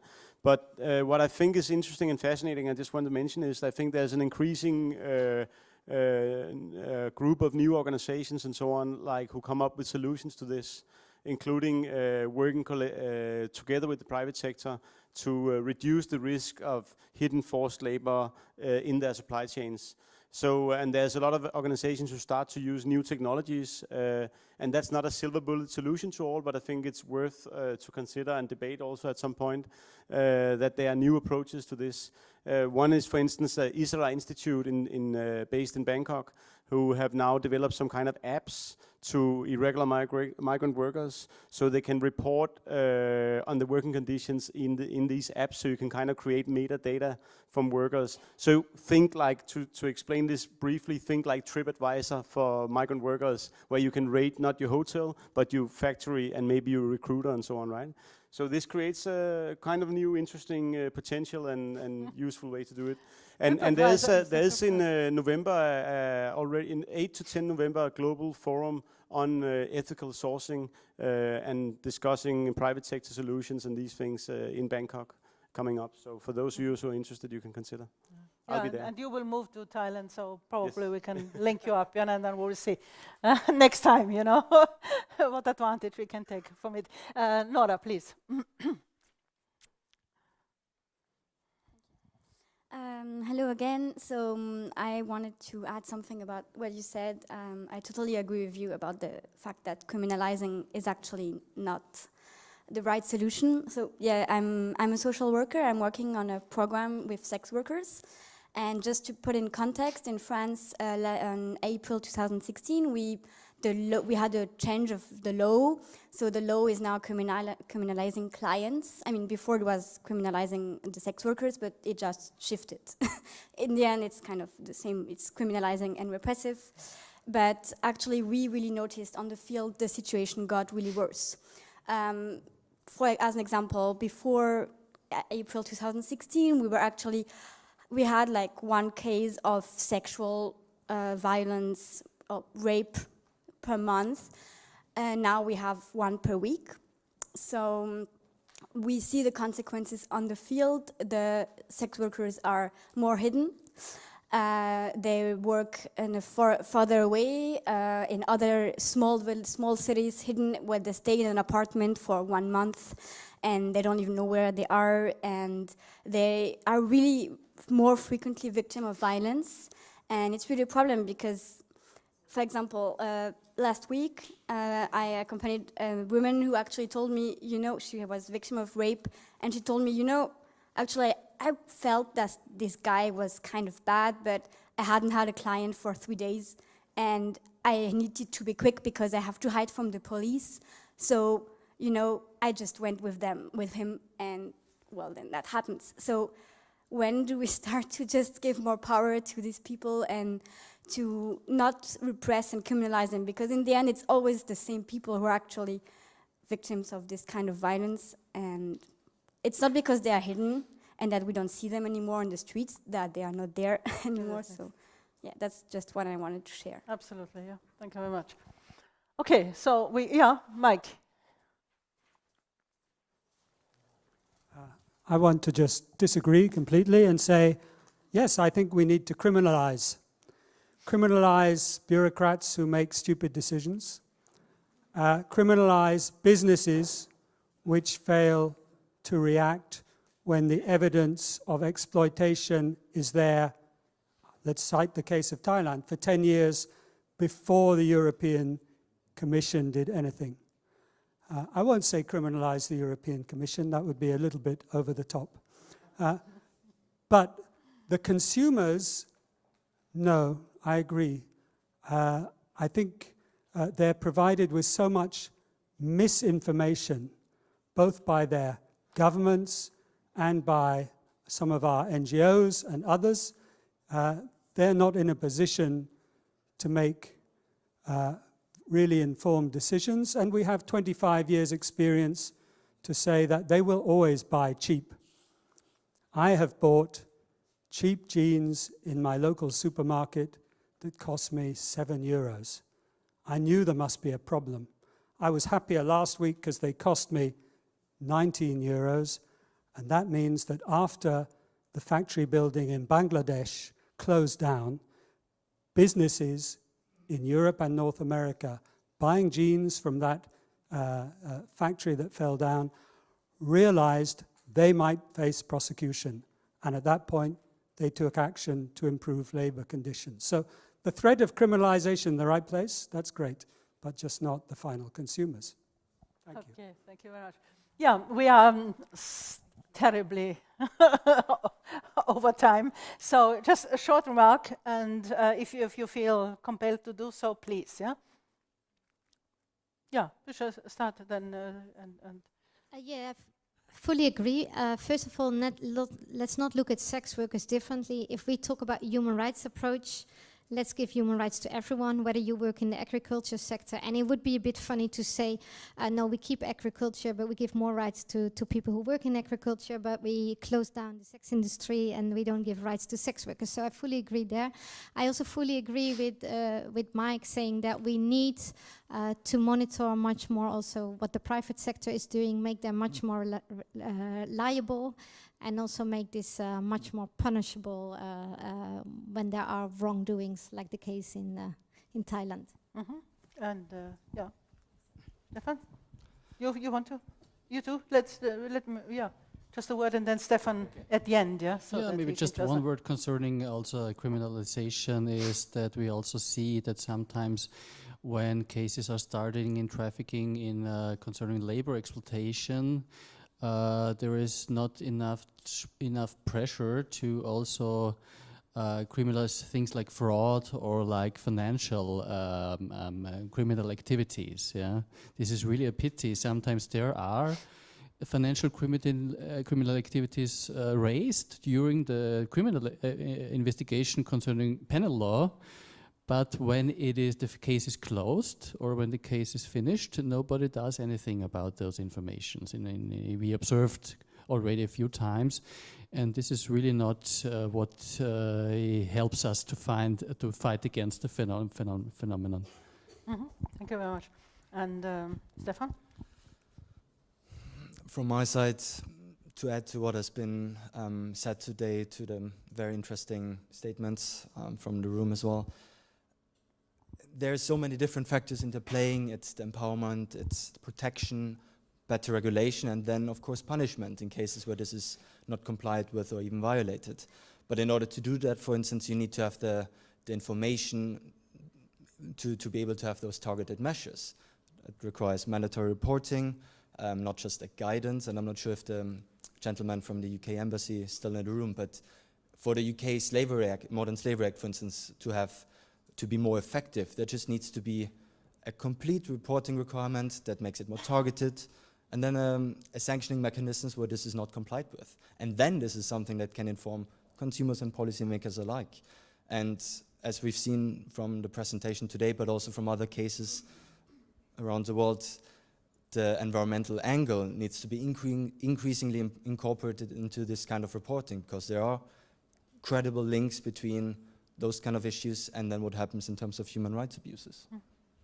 So, thank you very much. Please. Thank you. And we change immediately, and I would like to move to the next panel.